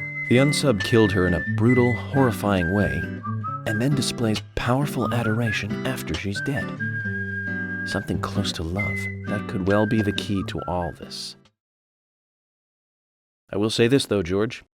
Profiling is a risky business. Of course, if the unsub planted those stiletto footprints himself, well then, everything I've just said falls apart. But there's no evidence that he left those stiletto footprints. I'm sure we have Miss Stiletto Heels to thank for those tracks. All I can do is deduce the unsub's feelings in light of the evidence, and carefully figure the unsub's MO, modus operandi, his way of thinking. It usually unveils something that a normal forensic analysis may overlook. That's my way of profiling. It's not for everyone, but it works for me.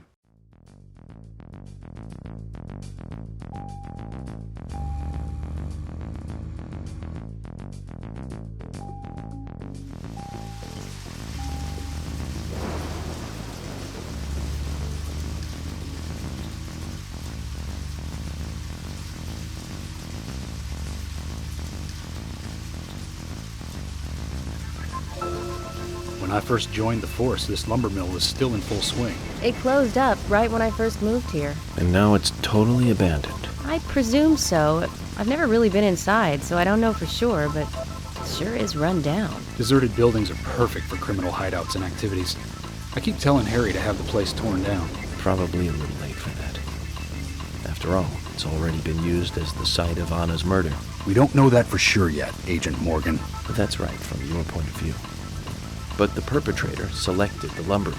Agent York, you seem very confident about this. Confident? No. Confidence is a sweet spot between being rude and hopeless. I'm just drawing natural conclusions from the facts that we have seen.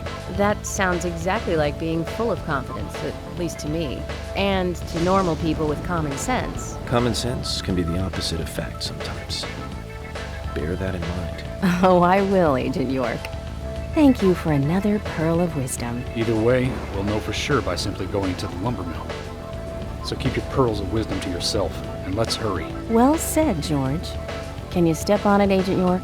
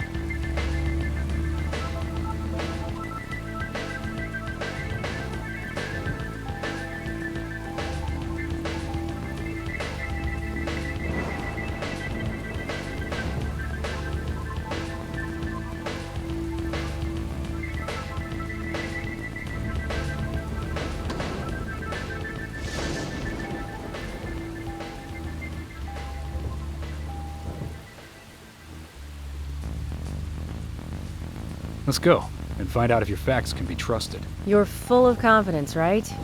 Let's get to the lumber mill.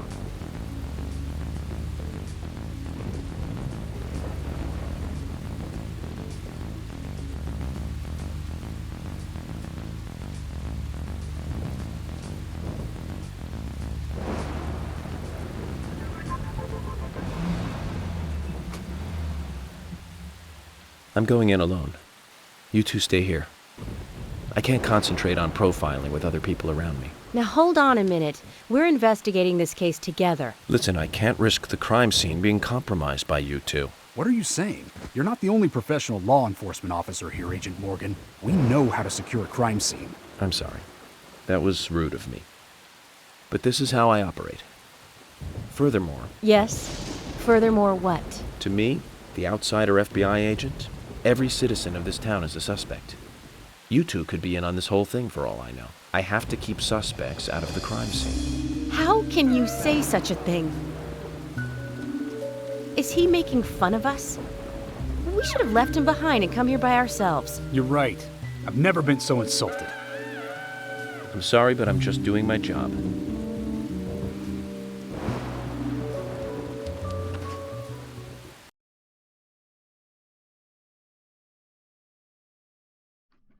Did you hear that, Zach? If they're pros, then we should let every first-person shooter gamer out there join the SWAT team. Zach, they're here.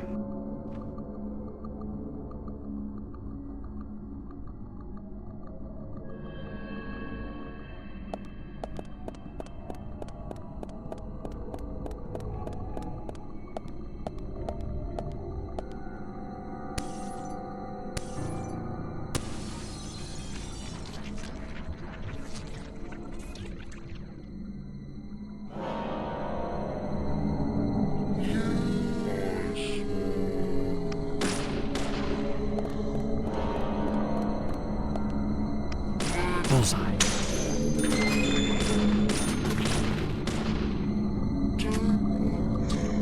Nice shot. Nice shot.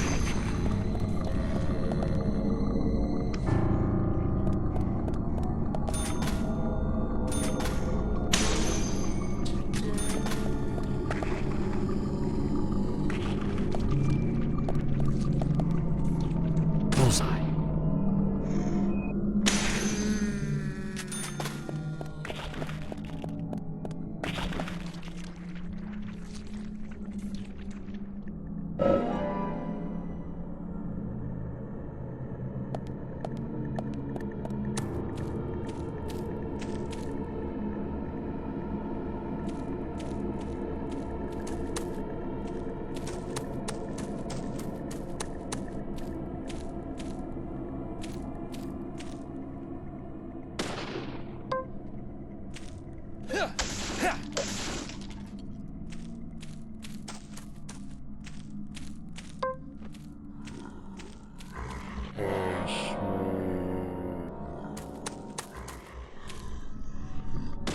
Bullseye.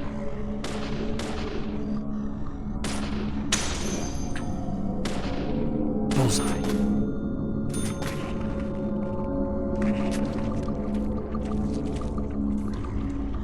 Nice shot. Great. Bullseye. Yes.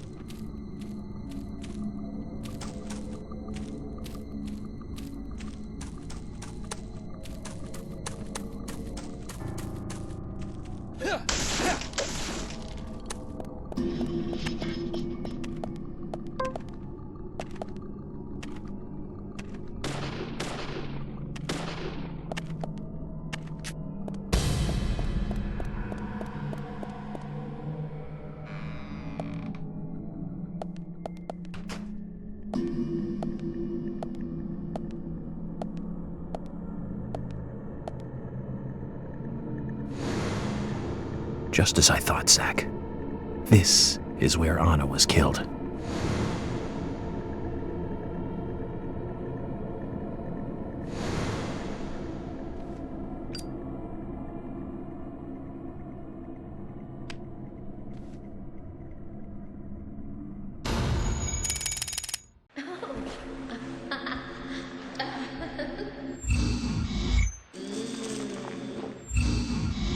Hey.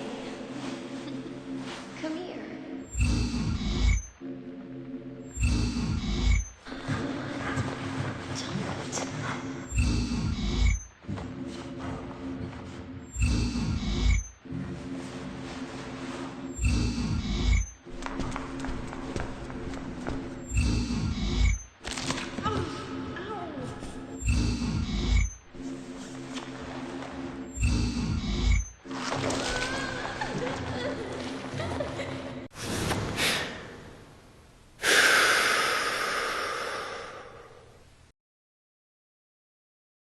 too much noise.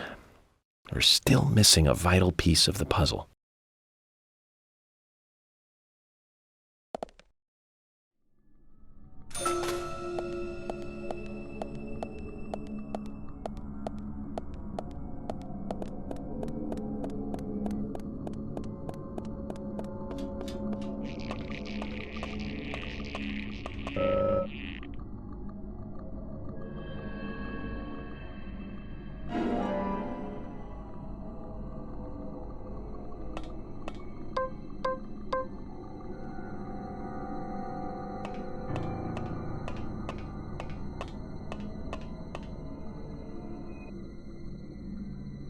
Zach, it's almost like an altar. Was the murder some kind of ritual?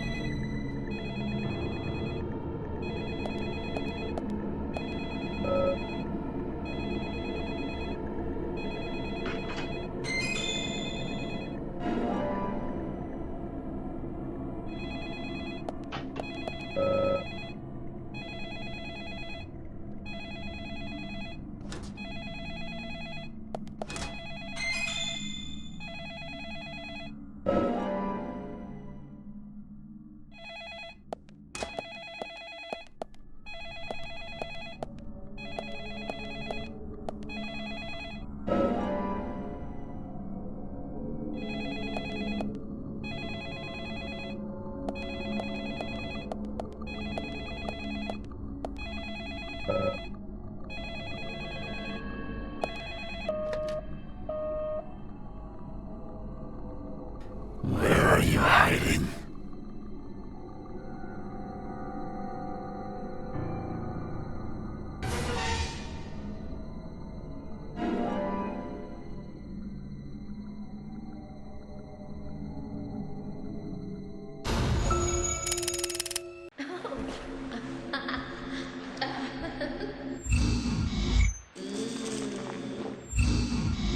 Hey,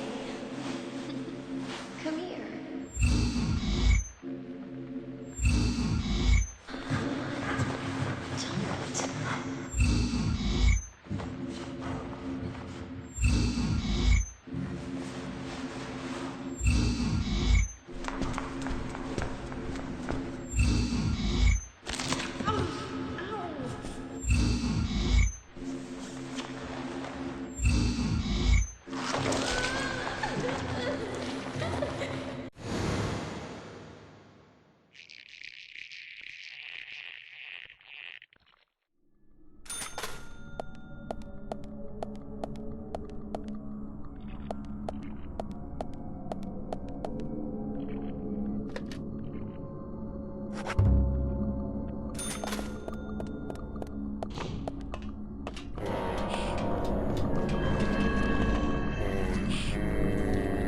Amazing. Nice shot.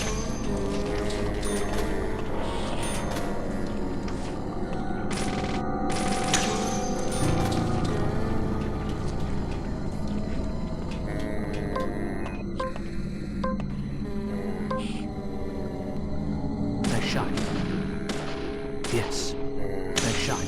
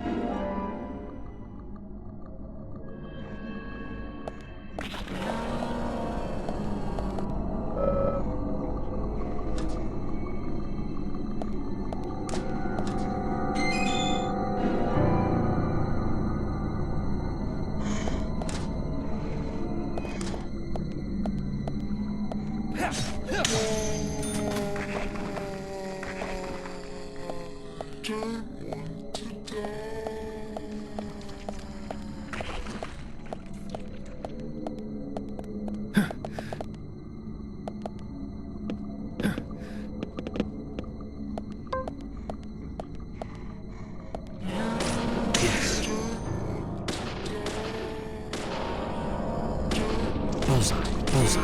Amazing. Nice shot. Amazing. Amazing.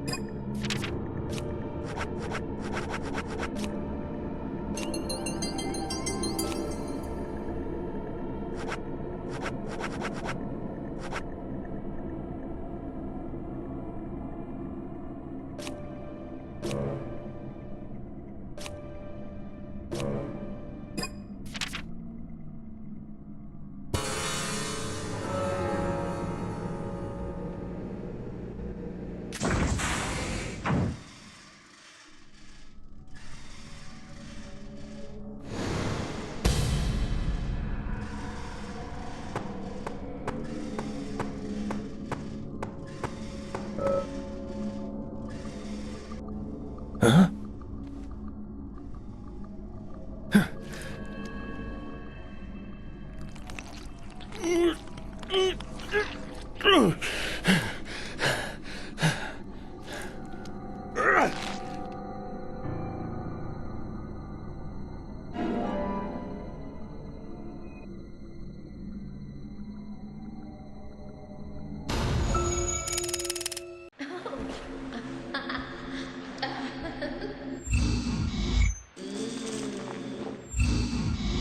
Hey.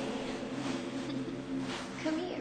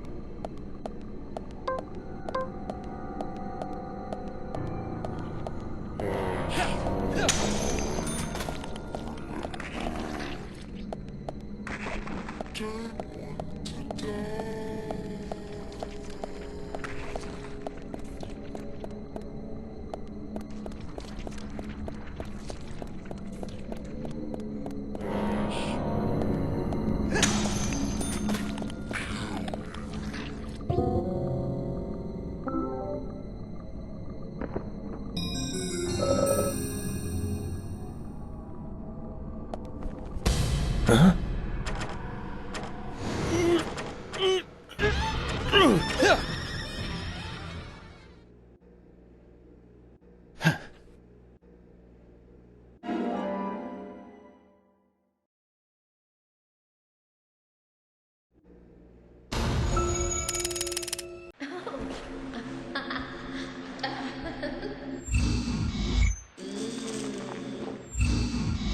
Hey.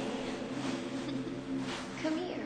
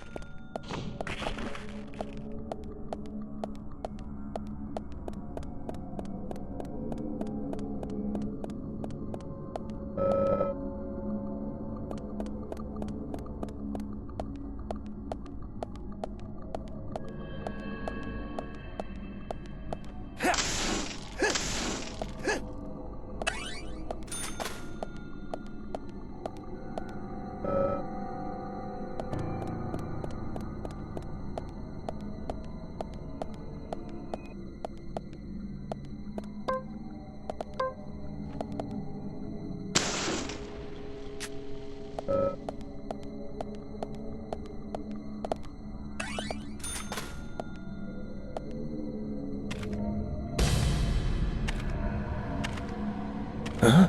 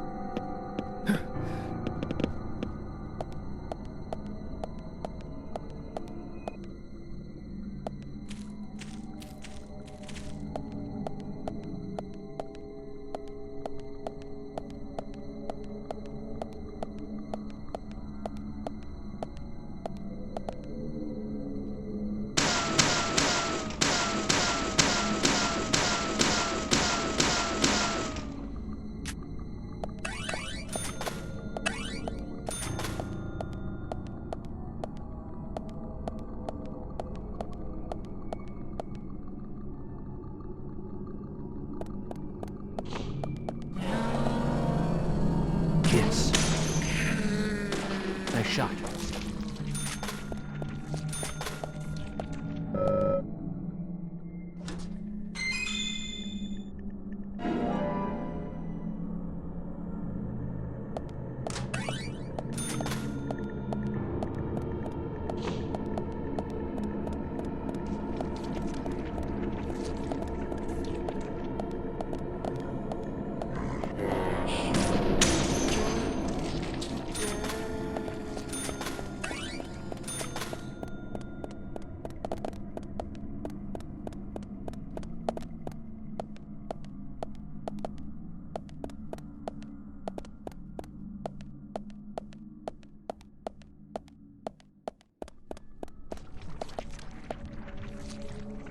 Amazing.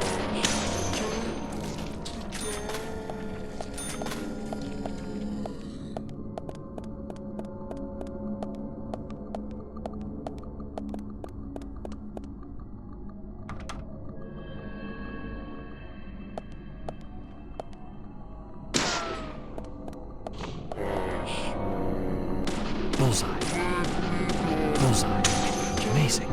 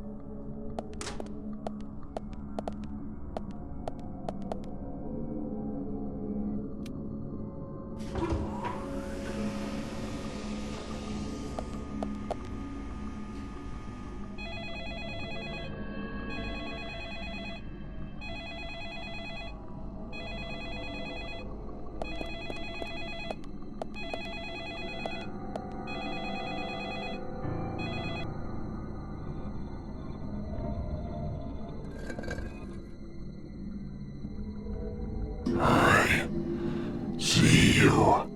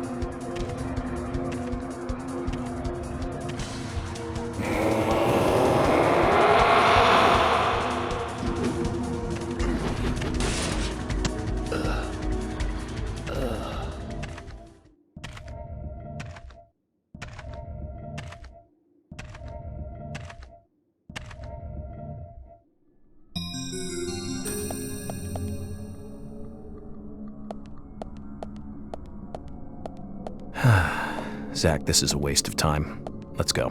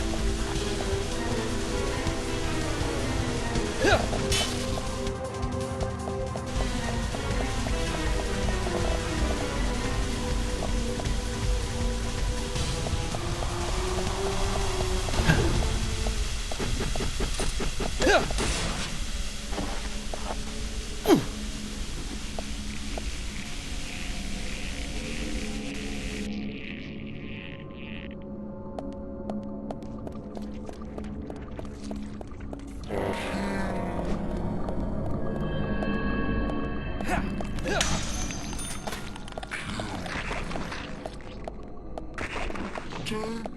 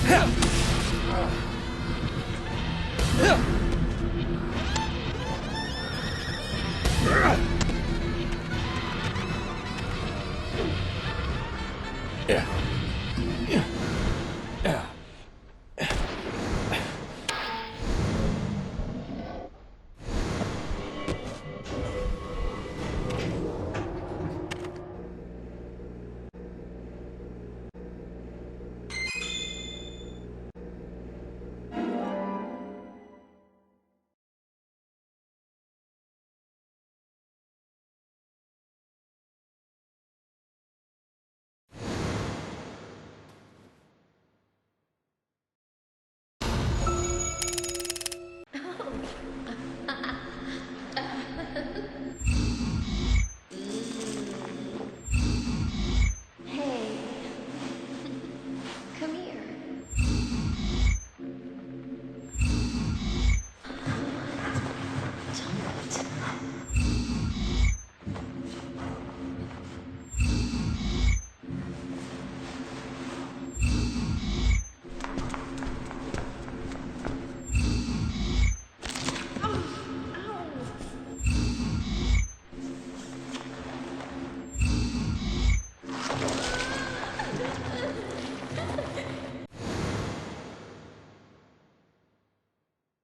That's all the information we need, Zach.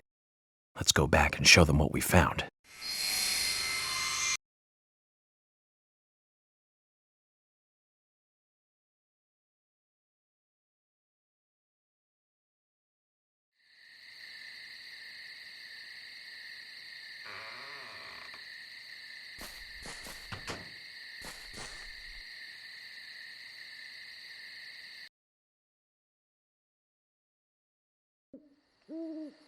Have you seen any of these things before? No, not that I know of. But that raincoat is a little odd. Odd? In a town where it rains so much? Well, the people here rarely go out in the rain. I moved here during high school, and I never really understood why. Can you shed some light on this, George? Oh, well, there's an old story, folklore. It's a fairy tale, to me. Something about a killer in a raincoat who appears on rainy nights. A vicious killer in a bright red raincoat. Yeah, that was it. Just a foolish piece of superstition. A rubbish story someone made up. Not many people still believe it, but I guess it's a traditional place. Most of the shops still close up when it rains. School's out too. And since there's no reason to go out, not many people ever wear raincoats. And now the raincoat killer has leapt out from his picture book. Oh, by the way, would you two kindly show me your backs? Our backs?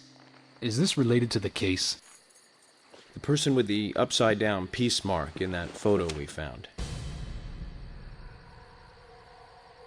He's our killer. And what makes you so sure about that?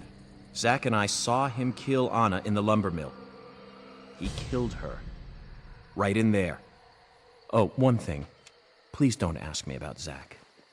That's a private matter.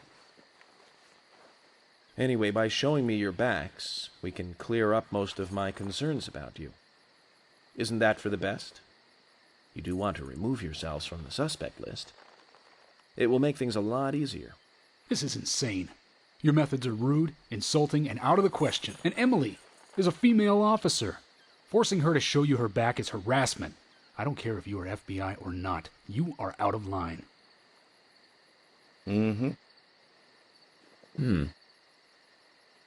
George, it's okay. Let's just show him and get it over with. Emily, are you crazy? Look, we flash our backs and he'll start trusting us a little more. Right? Agent York?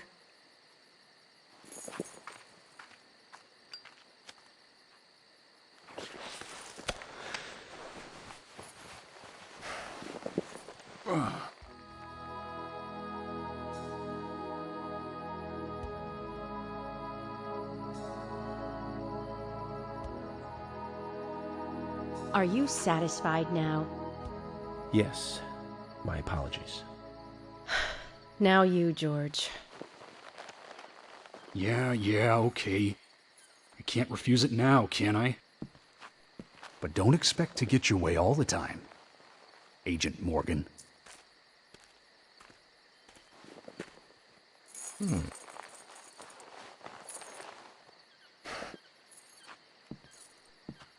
Huh? George.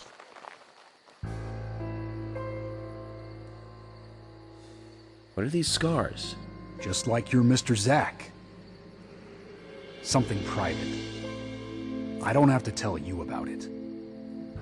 Of course. Just like Zack. We can understand that, right, Zack? Anyway, this will make things a lot easier from now on. I'm glad to say you're both pretty much off the hook. Thank you for your cooperation. If anyone is suspicious around here, it's him.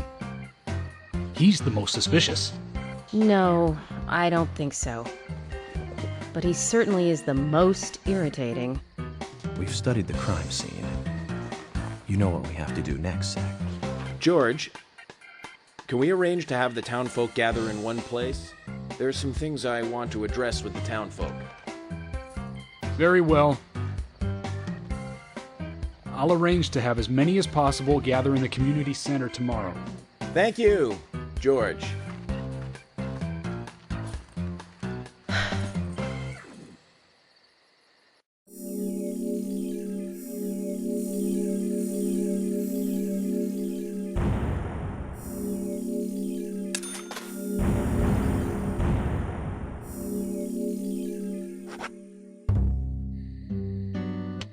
Welcome back, everyone.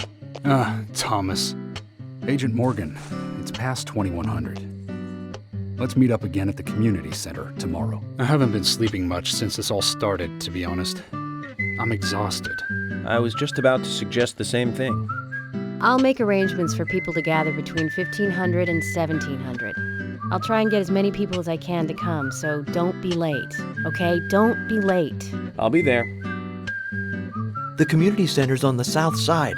I've marked it on your map. Thanks, Thomas. Well then, see you tomorrow.